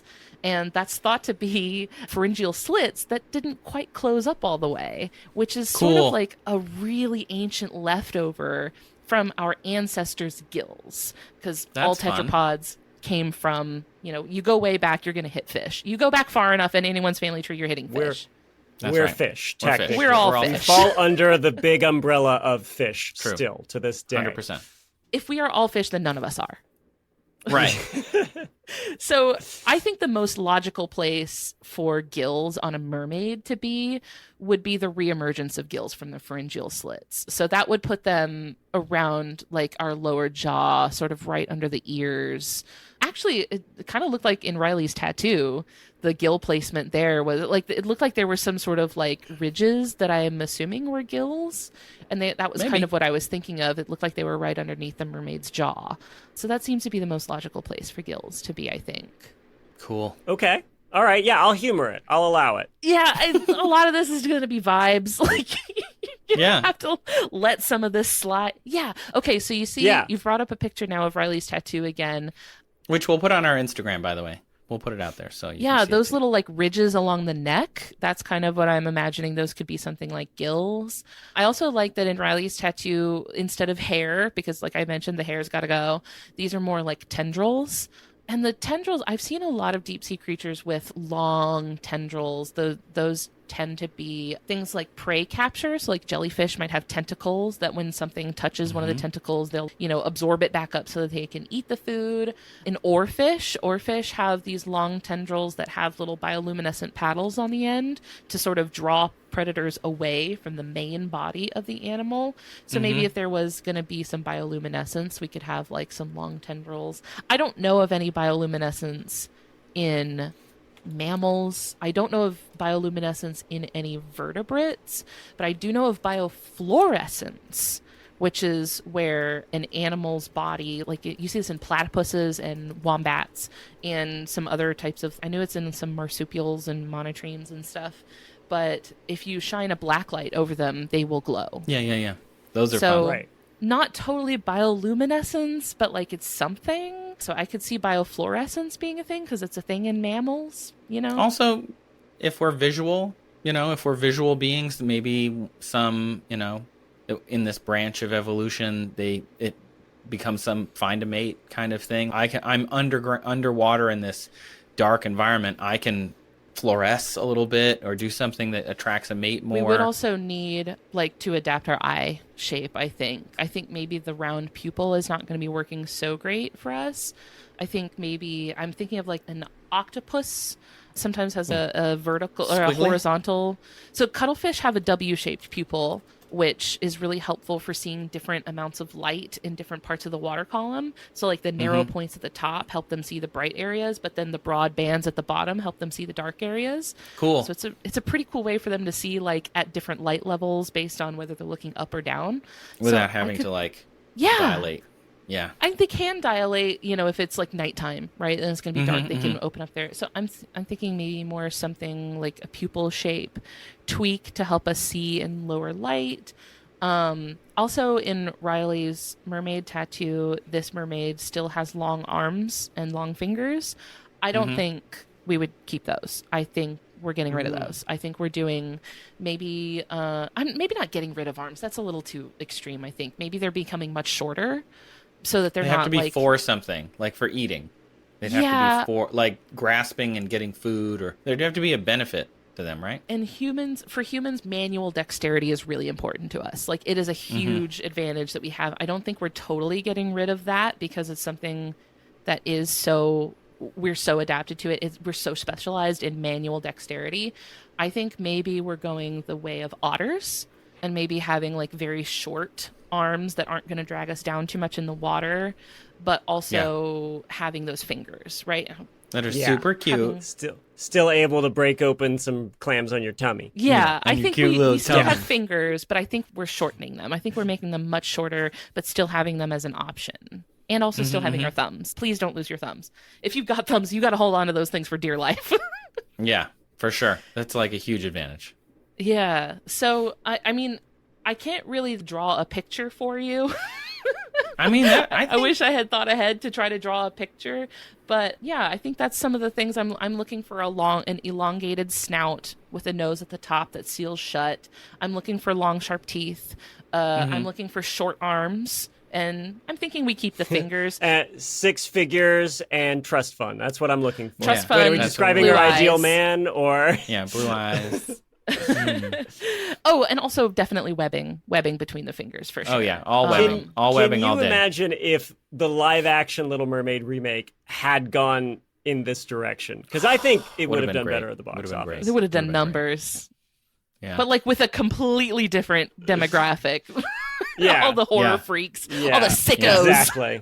Oh, honestly, a horror Little Mermaid kind of parody. I think there's something there. I mean, in think- reality, it's not even really a parody. It's just you're looking at it with not rose-colored glasses. Yeah. I do think that mermaids are underutilized in horror. There's something there, you know? Don't go in the I water. think, especially, a theme I find a lot in horror is kind of being manipulated, by some beautiful but dangerous creature. I think that that's something like a siren. that isn't, yes, exactly, or a succubus or something. It's kind of innately, there's something really scary about that mix of desire and lust with something that's fatal. And I think a mermaid has a lot of potential to play into that. Because she trope. could drag you down, right? Like she could drag you into Literally. the water, and Literally. I think it could be really cool. I mean, the mermaid that I have described for y'all today is not performing that role. Oh God, I think the funniest I've ever laughed at a Flight of the Conchords episode was when one of them starts dating an Australian and Murray is like, Australians, they used to lure sailors to the deaths, drag them down below the waves. Nice Murray accent. That was good. Murray, This is really good. that's sirens, but like I cried laughing. It's my favorite bit that Australians are like sirens. But yeah, still Riley's tattoo though, she clearly put a lot of thought into some details, because when you start picking it out, it's like, yeah, I can see a lot of these adaptations. It had like a forward facing face, like I've talked about with the Foreman Magnum moving back. I'm like, yeah, this is clearly something Riley cares deeply about and has like applied her biology studies to like imagining it. That was so cool. I love That's so cool. speculative. What is it? Speculative biology or speculative evolution? Is that? I was fun. like thinking about the whole idea that not very many primates can swim, like at all. Yeah. We're like one of very few primates that can swim. A lot of primates are terrified of water. Like they don't even go near it, and they get all their water from like the fruit they eat. So one of the things is the ratio of limb lengths. So like we're one of very few primates that has longer legs than arms. Most other primates have longer arms than they have legs. We have like by far the highest ratio of leg length to arm length. So a lot of primates just have much longer arms, and it's just not good for keeping them up in the water. I think it just kind of makes them like have a hard time propelling themselves. But some primates can swim pretty well, actually. Proboscis monkeys are like found in Indonesia and are Southeast Asia, and often live in mangroves or live over waterways, so they fall in the water all the time or just jump in for fun. So proboscis monkeys are known for being able to swim. Orangutans can also swim, but the I sort didn't of know denser, more muscular primates like chimpanzees and gorillas cannot swim at all. Yeah. They can't even float. They just sink right to the bottom. Right. Because they don't have that, like I mentioned earlier, that like high percentage of like subcutaneous fat that helps humans float. You know, those primates that don't have as much fat on their body, they sink right to the bottom. They're just muscle and bone. Yeah. So I think like a human-derived mermaid would have to really lean into the subcutaneous fat. There would have to be like lots of fat on the body, which means like a very sort of high-fat diet, like a diet that they're going to be able to pack on a lot of pounds for it, which is why I don't necessarily think they're going deep sea. But like if they did, that would be cool too. They're feeding on seals and narwhals and Yum. all the blubber. Yeah. Well. Yeah. So that's what I think a real life mermaid would look like. It would not be pretty, but it would be terrifying. cool. It would Not be cool. sexy. Again, you'd have to be a lonely, horny sailor to be like, oh yeah. Like, how many days have you been drinking seawater that you are looking at that and being like, yes, please? I'ma do it.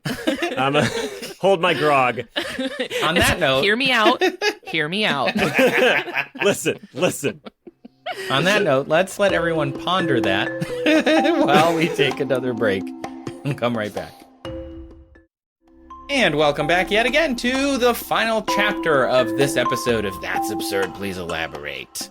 Julian, do you also have a question that has to do somewhat with taxonomy? Would you believe it? Not really. No.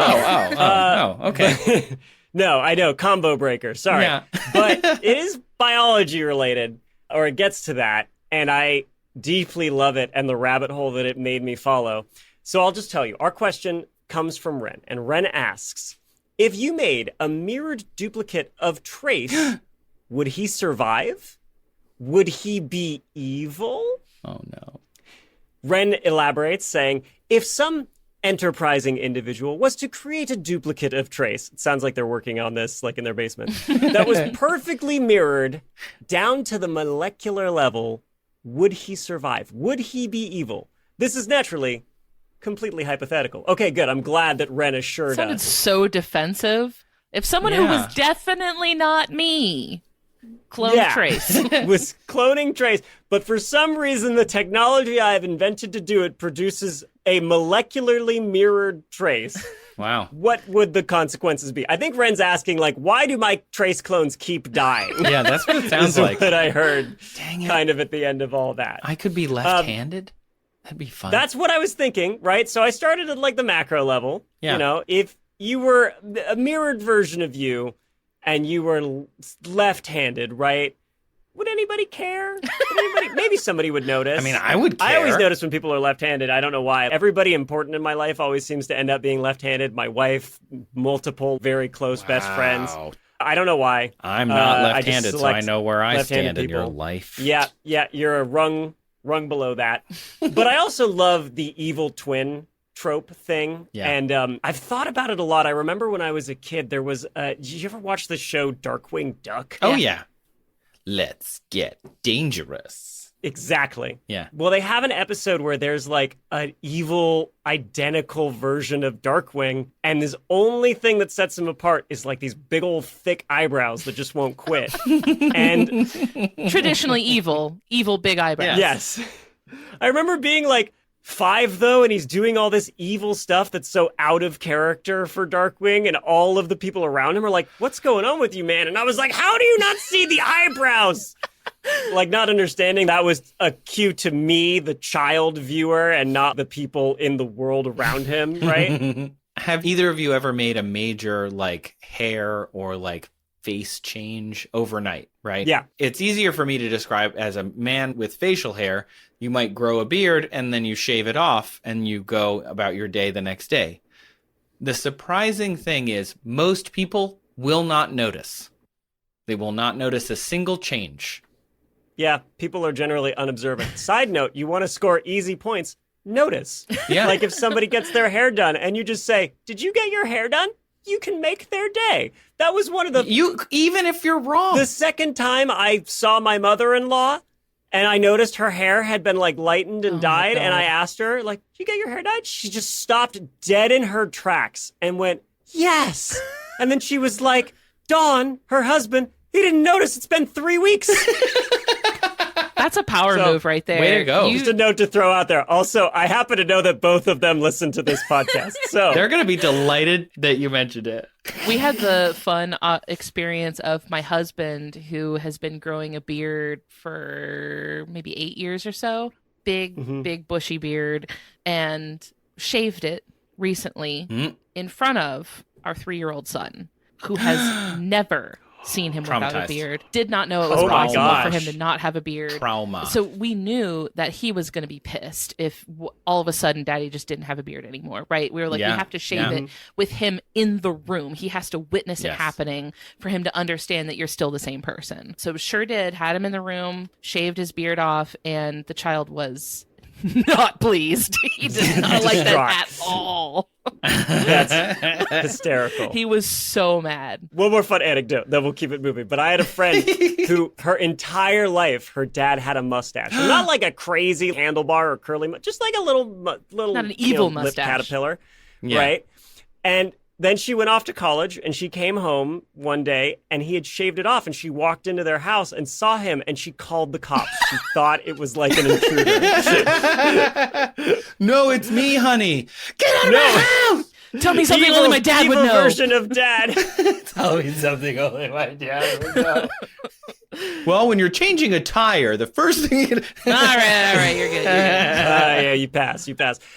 But no, I really like the idea of like the evil version of somebody. The only way to tell them apart would be like they're mirrored. I think that would be really cool. Very like, subtle. I don't know if my wife would pick up on like, my mole being moved to the other side of my face or whatever. I have a lot of moles, so, there'd be a lot of clues, but still, who's keeping track that much? I don't know if anybody would notice at like a macro level, but I do think it would be of interest to the police because if, say, mirror image trace were to commit a crime and leave fingerprints at the scene, they wouldn't match normal Trace's fingerprints, right? Ooh.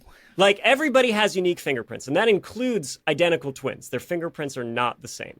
And, fingerprints, they have patterns that follow into, like, 3 broad groups. There's arches, loops, and whorls, But the question is, right, are they the same, from one hand to the other? Are they mirror images of each other? No, they're not.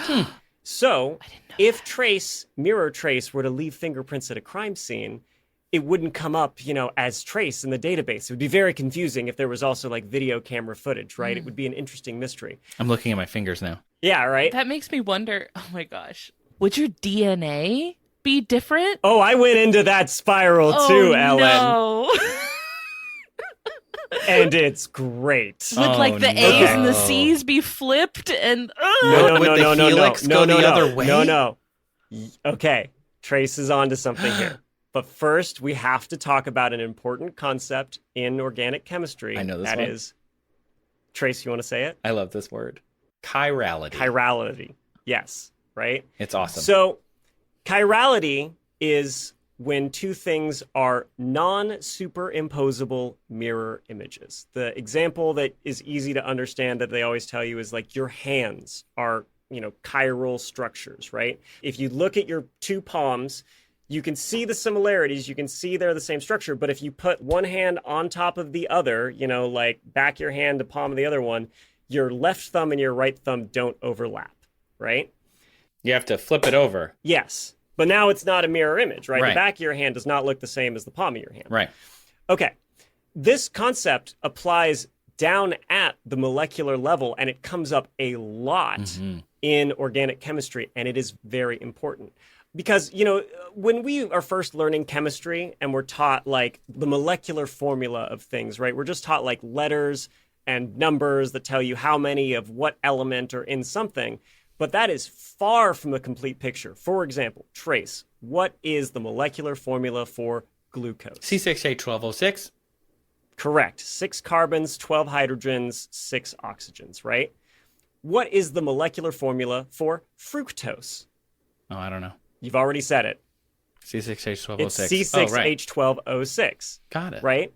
So it's the same atoms, but these ones in between glucose and fructose, they're assembled differently, like different, carbons and oxygens combined, like next to each other. The pattern's not exactly the same, so they're a different molecule. This is called a structural isomer, right? Mm-hmm, mm-hmm. Same building blocks assembled differently. But there are ways that you can still build things so, all the same atoms are connected to each other, but in a different arrangement. And that is an enantiomer, right? That you get mirror image molecules that are same arrangement, but they're non-superimposable mirror images. They're chiral. Mm-hmm. And so we call these like left-handed or right-handed molecules. And like I said, very important in organic chemistry and thus also in biology. So cool things about chiral molecules is they interact with polarized light, which I think is really fascinating. What? Yes. And so this was kind of like early experiments by, among other scientists, Louis Pasteur, the pasteurization guy. They looked into how when you arrange, molecules to be either left-handed or right-handed, when you have like say a solution of these molecules, say you only have all these, quote unquote, left-handed molecules, and you shine polarized light, light that's all in one plane through a tube of these molecules will rotate that light. So when it comes out the other end of the tube, it'll have gone counterclockwise if it's left-handed. Huh. And likewise, if it's a right-handed molecule, it'll rotate things clockwise. So if your enantiomer rotates light clockwise, it's dextrorotary, right? Or you put like a D in front of the name of that molecule. To illustrate that it's chiral in that way. Yeah. If you rotate it counterclockwise, it's levorotary. And these are the Latin words for right and left, right? Dexter, levorotary. So it tells you the D or the L kind of which way the molecule is arranged. And funny enough, in biology, there is a strong bias towards one or the other, depending on the type of molecule. So it turns out virtually all amino acids are left-handed and all sugars are right-handed. So imagine we have Trace, right? Yeah. Like mirror Trace, and we mirror him. Another thing that's almost entirely right-handed when we find it in nature is, like you alluded to, DNA. Yeah. So we have found multiple forms of DNA. B form is the most common one. That's the one described by Watson and Crick. There's also A form. A and B form are both right-handed double helix structures. The way you can think of it is, if you know how DNA kind of looks like a ladder or a staircase, right? Right. Imagine you're walking up the ladder, right? If you put your outside hand on basically the handrail that is the outside of the DNA molecule. Got it. Depending on which hand you use, that tells you the handedness. Oh. So if you're walking up and you put your right hand on the outside railing, it's a right-handed twist. Got it. And if you put your left hand on the railing, it's a left-handed twist, right? This is a fun thing that a lot of biology friends I have that are specialized in DNA, they get very irritated because left-handed DNA is used all the time in like emojis and like promotional pictures, even by like biotech companies where they should know better, but the artist making it doesn't. This whatever image they're making. And that would be such an easy fix too. Just flip it. Yep. It would be. Just mirror it. They may have like flipped the footage as well. I mean, it's sometimes an illustration that maybe it was correct. And then whoever in the edit, they were like, oh, look, it could be cooler if the DNA was coming from the left side of the screen. So they just flipped the image and they're like, we just did it. Not knowing that they just like completely killed this creature.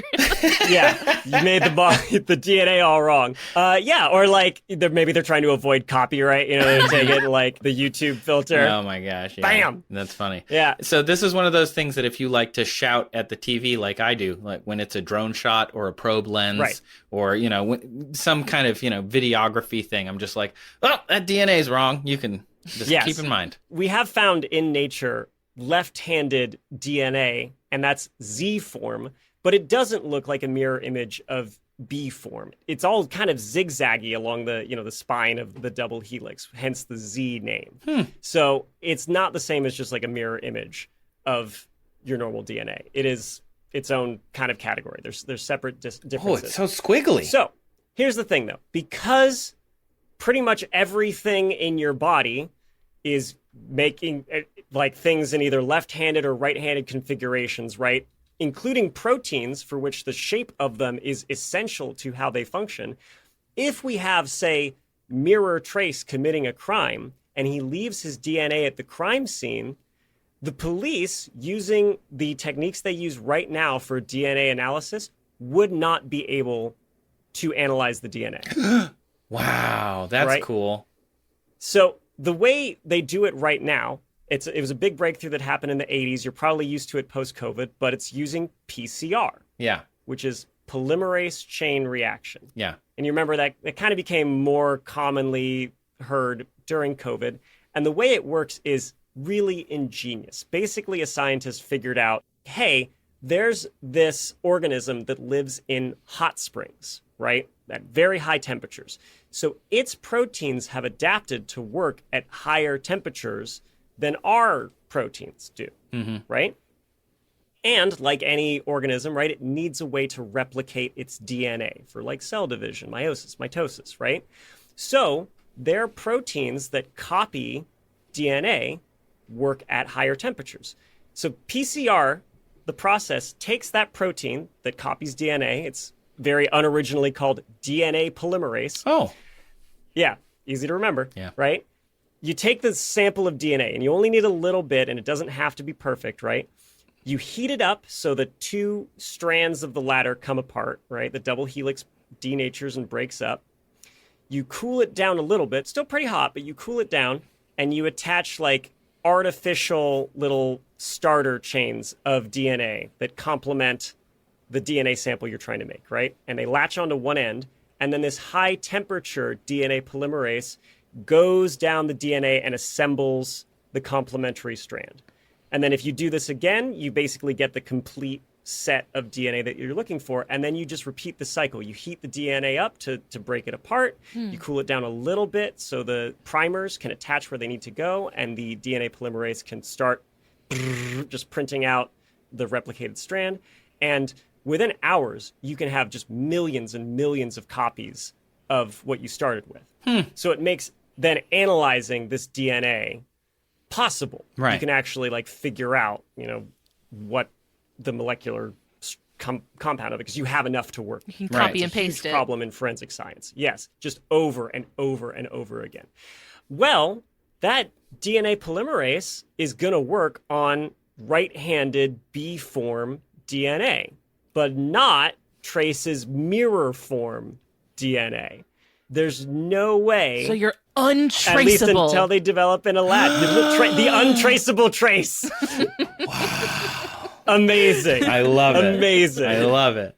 Yeah, so there's no way for them to like actually get your DNA sequence, to match it against anything, because the PCR just wouldn't work. And at this point, going through this research, I am imagining a crime movie. Yeah. That's like this mystery of MER-TRAAACE going around and committing these crimes. Name of the movie Right? is Leave No Trace. Nailed it.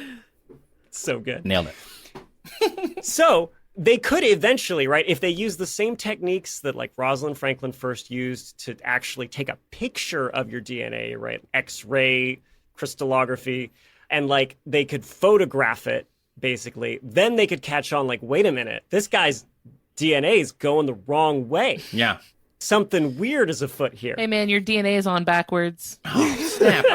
You know what? It's so embarrassing when you leave the house with your DNA on backwards. I hate it when that happens. Yeah. Crap. Yeah. Left-handed right down to his DNA. So the problem also for MER-TRAAACE is, okay, cool, like he can commit crimes with basic impunity. Nobody's going to catch on to who he is.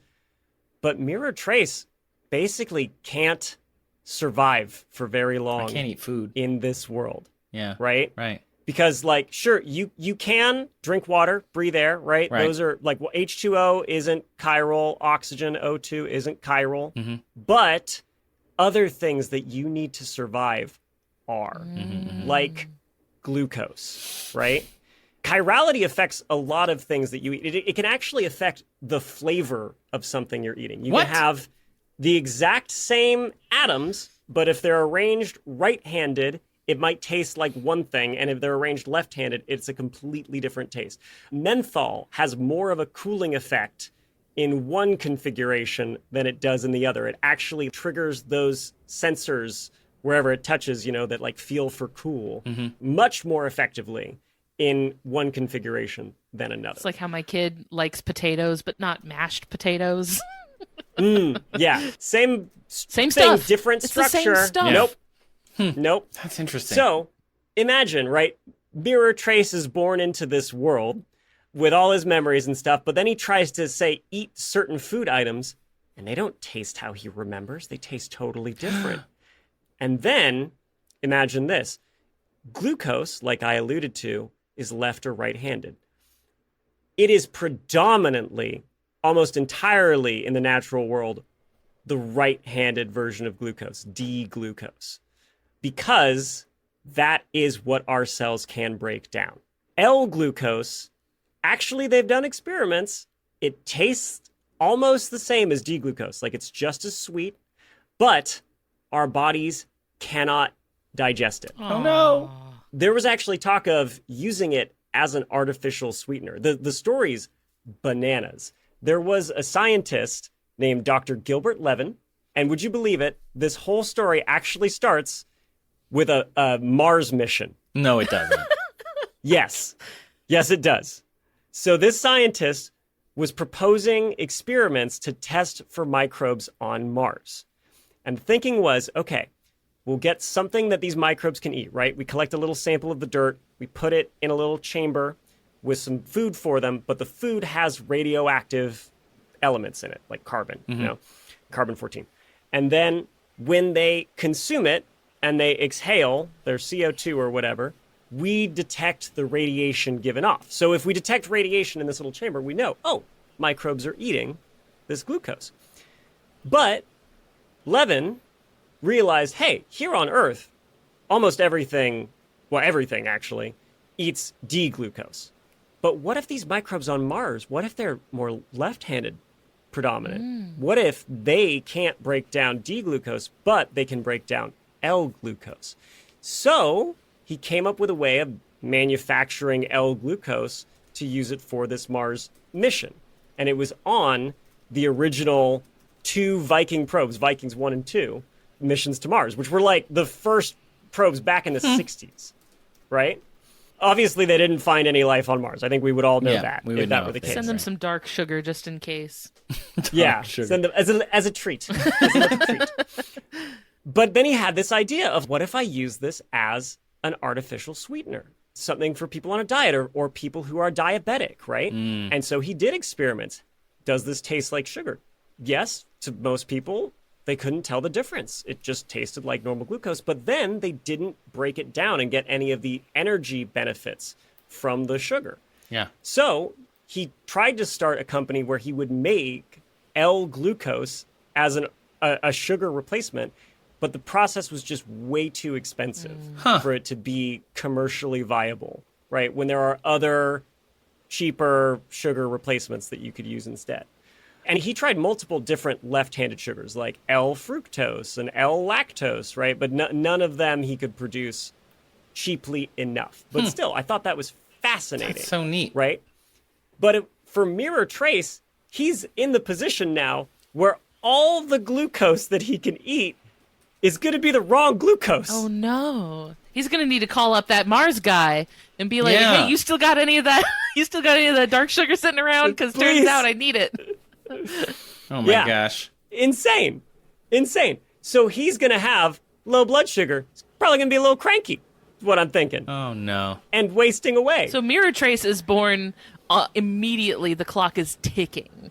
Right. Yes. Wow. Yeah, unless he can somehow find a way to find like left-handed food sources, he can actually break down. And then there's the problem too, like your proteins are going to be chiral and like the molecules that build them, right? Like the amino acids I talked about earlier are almost all right-handed.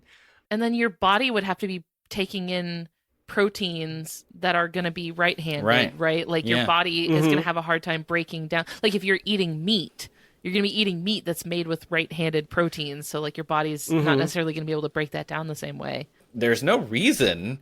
Seems like matter, antimatter, right? Is there a reason that everything's right-handed?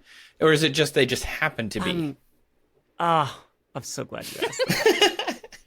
Okay. So, we don't know. But I love it when we don't know. there's a very interesting idea that was put forward in the 60s. There were two chemists in Cambridge and Germany, and they were researching. They had this idea because if you remember, we talked about this in an episode that we did like 6 months ago, Trace, on like how to describe something as left to an alien, right?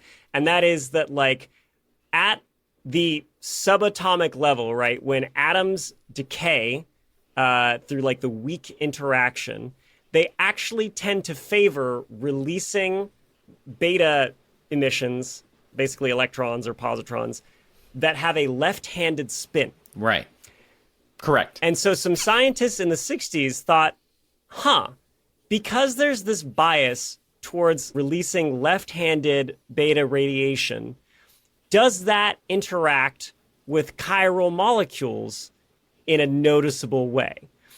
So they investigated it, and they found a small effect, but they did find that it tended to break down or destroy left-handed molecules more frequently.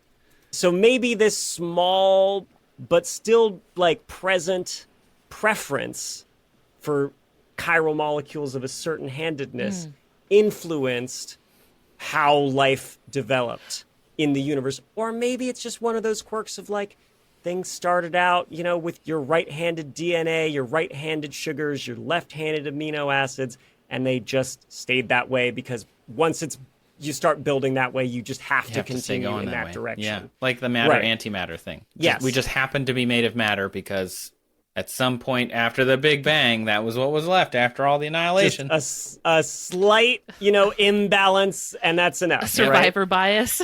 Yeah. This is the one that just didn't get destroyed. Yep. Maybe. But I still thought that was fascinating. That is neat. One explanation could be like down to some weird quantum physics level bias for left-handed spin particles. Overlooking, of course, the obvious explanation of that's the right way. They go right because that's the right way to go. Objectively correct. That's the correct way to go. The word right, the direction right. That can't be a quirk of language and history. Anyway, I also found other research I thought was interesting about, like drugs that are left-handed or right-handed, for example. D-ethambutol is used for treating tuberculosis, but the left-handed version of the same drug can cause blindness. Oh! Okay, don't mess that up. Don't mess that one up. Right. So, I'm imagining, this is my headcanon, based on the scenario put forward by Wren of like clone Trace comes into this world and he is mirrored down to the molecular level, and pretty quickly he finds that food doesn't taste good or like how he expects. And he's getting hungrier all the time, no matter what he eats, no matter how much sugar he dumps directly into his mouth. He still has this craving and he's cranky. And then he realizes that, oh my gosh, there's an exact double of me out there, and I hate the world, and I'm capable of going out and kind of ruining it in his name. Maybe he's my creator, and I'm going to seek my revenge on him, a la Frankenstein's monster, and sully his good name. And then the cops have no idea what's going on because, well, we have video of Trace, but the fingerprints don't match, and the PCR tests for the DNA just are not replicating the samples that we find at the crime scene. What is going on? And so ultimately, though, the last part of the question, right, to answer what Wren says, could he survive? Not for very long. Would he be evil? Trace, only you can answer that. In this scenario, do you think you would resort to a life of crime and villainy? I don't think so. Okay, well, I trust you because your eyebrows are not dramatically oversized. Oh, wait. So, how about this? You don't have the evil eyebrows. I think you're good. Oh, no. I don't think so. That's exactly what evil mirror Trace would say. I think you need to come up with like a sort of password so that people know. You need to have like a sort of something already agreed upon password so that we know if it's you or if it's mirror Trace. we'd have to watch for you Just making a mistake my and part. doing something left-handed, Just look right? for my part. Oh yeah, Just the look for little my swoop part. is going one Yeah, way. it's always gonna But be what if, flipped up. we're using a video conferencing thing that has the ability to mirror Right. the feed. I can What if fool you use everyone that? You in could hide yourself. video conferencing. I can fool everyone. Yeah. Yeah. In real life, you'd be I like, don't know. something's wrong. Don't know what it is. But like I had heard of like chirality and organic chemistry, and I thought, it was interesting and like something to Yeah. study for on the test. But then like really digging into it, it matters. It at the molecular level Matters. Yeah. same exact chemicals arranged almost the same, just flipped, Yeah. across the mirror plane, and you get something Completely totally different. So different. interesting. So if I in my sliders version, like if it wasn't a clone, like you hit a button and cloned me, but if I'd come from another universe and brought food and stuff from that other universe, I could probably eat that food, but I couldn't eat any of the food here. If I looked it up, and if there's some fructose, L-fructose, that occurs naturally in like honey and a few different fruits, so maybe I could, maybe clone trace could survive if they found a really good source of honey. But even then, it wouldn't be enough. There wouldn't be the proteins. Yeah. There wouldn't be the other things that I would need to make. You wouldn't have like a nutritionally rounded diet. Yeah, you'd really have to find very specific things. The same guy who tried to create the artificial left-handed sugars eventually did find a right-handed sugar that was really close to another left-handed sugar. D-tagatose is what he called it. And is what it's called. And he tried to actually market it and sell it as like a low-calorie artificial sweetener that's just as sweet as sugar and has the same like sweetness per volume density as sugar, which is if you're trying to bake cookies or something and it calls for a certain amount of sugar, you just swap it out 1-to-1, right? That sort of thing. And yeah, it is also produced naturally, just not in very high quantities. And like you said, a lot of left-handed sugars, they are present because the nature of chemistry and things down at the molecular level, it's not like all or nothing. There's frequently like a small percentage that just gets assembled the other way naturally. Yeah. It do be like that. So yeah, you could possibly find it, but not very much. It'd be tough to survive. This all reminds me of hermit crabs, because hermit crabs, so rather than like other animals that live in shells, they don't make their own shell. They have to move into a shell that has been left behind by some sort of mollusk that does make its own shell, right? So a snail will make a shell. The snail is dead. They'll leave a shell behind. A hermit crab has to then move into that shell.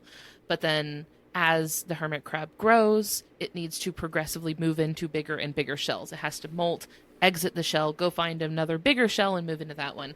And the problem is that hermit crabs are not symmetrical. They spiral to the right. But so the hermit crabs they have to spiral into so that they can twist into the spiral shape of the snail's shell.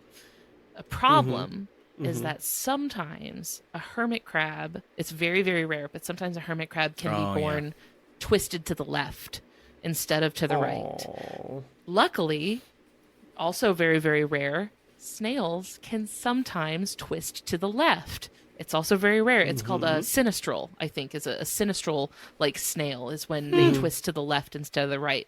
So a left spiraling hermit crab needs to now find not just the right size and like a shell that's in a good enough shape that they can move in. They have to find a left-handed shell that they can move into. So much more work. It's very difficult. It's very rare, but it can happen sometimes. It's tough being left-handed out there, I tell you. But like because the snail shells, the world's not made for you. Yeah, like the whole world around you is just not made for the way that you were born. So all of this kind of like you think about, okay, even just flipping it, even if everything is exactly the same, but you're flipped to a mirror image, that doesn't mean you're going to be able to fit in, everywhere, and everything is going to be able to slot easily into everything around you. The whole world is made for a different arrangement. Yeah, so interesting and so weird. Thanks, Wren, for sending in that question. Yeah, It's a great question. it was so fun because at first glance, right, Yeah, you're like, you're like, what difference would that make? And then you left-handed. dig into it and you're like, It makes all the wow, difference. Molecular actually, level. at a molecular level, Yeah. that's massive. So cool. Well, thanks, Wren, for sending in that question. This was a mega episode, you guys. I know it was quite long. Ellen, thank you so much for joining us and for imagining what a mermaid might look like, because that was really fun. And I was already doing it anyway, so I might as well do it on the podcast. You're just laying in your bed thinking, what the heck are thinking these about things? Creepy, gross mermaids. Can you tell people a bit about the podcast and where they can find it? And then, or your 2 podcasts? Yeah. Yeah, I have 2 children. One of them is Just the Zoo of Us. That's my golden child. That's my sweet little rule-following, well-behaved, family-friendly podcast. It's all about animals. It's where we review animals by rating them out of 10 in different categories. So half of the episodes are co-hosted where my husband and I do our own research and present our own animals. But we also have guest episodes where we bring on zoologists and all sorts of people that come on and talk about the animals that they study or work with. They're really, really fun. So we got a lot of cool insight. So that's Just the Zoo of Us. That one's family friendly and it's about animals. My goblin child, who The Evil Mirror podcast. My Evil Mirror podcast. Mirror Dimension podcast. Yeah, my feral goblin child is called Spellbound and Gagged. That one is all about weird, creepy, gross, unsettling things, anything with bad vibes. We did one on the Uncanny Valley. We did one on cordyceps fungus and Pompeii and all the weird. I think I know which one I'm going to listen to. That's awesome. That one's called Spellbound and Gagged. That was not family friendly at all. We do cusses on that one, so don't listen. You do the swears? Okay. We do the swears. Yeah, we do swears. Yeah, unbleeped. Yeah. Just raw dogging. Wow, jeez. Just a raw hot dog of a podcast. Well, at least Mirror Trace could eat a raw hot dog, right? Because I mean, well, he doesn't have to fear much. He's not going to make it very long. So he can eat whatever, He can eat whatever he wants. It's whether he can digest it is the question. Yeah. Ooh, what is Mirror Trace's poops going to be like? That's what I'm thinking about. Best not. A bunch of undigested food. It's just exactly the way it went in. Completely or do you unaltered. just have horrible bloating all the time? Oh, yeah. Do you get like a gut biome that's, from the local environment? Like that is still unchanged. So when it gets there, it's just like big old party in the gut. And you're just basically like lactose intolerance, but for everything. I'm everything intolerant. Literally so intolerant. Based on that information, he probably would be pretty evil then. If he's just an intolerant person. I would burn the world down if I couldn't have ice cream. I'm just saying. I mean, I'm not going to live very long. So it would be a much funner redemption story if Mirror Trace was like, jumped in front of a bus to save a little old lady or something. Be like, I was going to die anyway. What are Mirror Trace's approaches to the trolley problem? Yeah. Depends. Is Trace on the tracks or is it somebody else? A trolley's on the tracks and Trace is on one track and Mirror Trace is on the other and you have to pull the lever. Oh, man. I don't know. A third Mirror Trace. No, a horrible mermaid has to pull the lever. That mermaid is not pulling that lever. I present to you philosophy. Okay. Well, Ellen, thank you so much again for being here. And thank you all for listening to this episode of That's Absurd. Please Elaborate. The show was created, written, and produced by me, Julian Huguet. And me, Trace Dominguez, and also Ellen Weatherford. I had much less to do with it. Yeah, but you did some of your writing for you. Produced and edited by our wonderful and, as far as we know, not evil Kyle Sisk. Additional editing for this episode provided by Sam Grant. Welcome, Sam. Hi, thanks. Special thanks to the listeners who submitted questions featured in this episode. That would be Riley and Wren. If you'd like to submit a question, look for the form down in the show notes. You can find a link to email us. You can go to our website or that'sabsurdshow.com. You can even call us at 302-TAPE-SHOW. Leave a voicemail and we will put that question into our question database. If you want to vote on our question database and what questions we are going to ask next to ourselves and our guests, join our Patreon, patreon.com/that'sabsurdshow. There are other perks as well if you want to join, but even the lowest level of tier will get to vote on upcoming questions. Please go join. Let us know what you think. If you want other perks, if you leave us let reviews, us know that too. We read them. Just and got we into enjoy this, them and we immensely. want And your feedback. Show, so we would appreciate that. Finally, special thanks to those of you listening on Nebula. Nebula listeners get access to ad-free versions of episodes. They can support us and other independent creators. To join, visit go.nebula.tv/that'sabsurdshow. What do we always say at the end of every episode? And remember, put the bug in your mouth. Do it. Do it. Put the bug in your mouth. Do it. in your mouth. Put the bug in your mouth. Put the bug in your mouth. Put the bug in your mouth. The bug in your mouth. Put the bug in your mouth. Darwin, Chucky.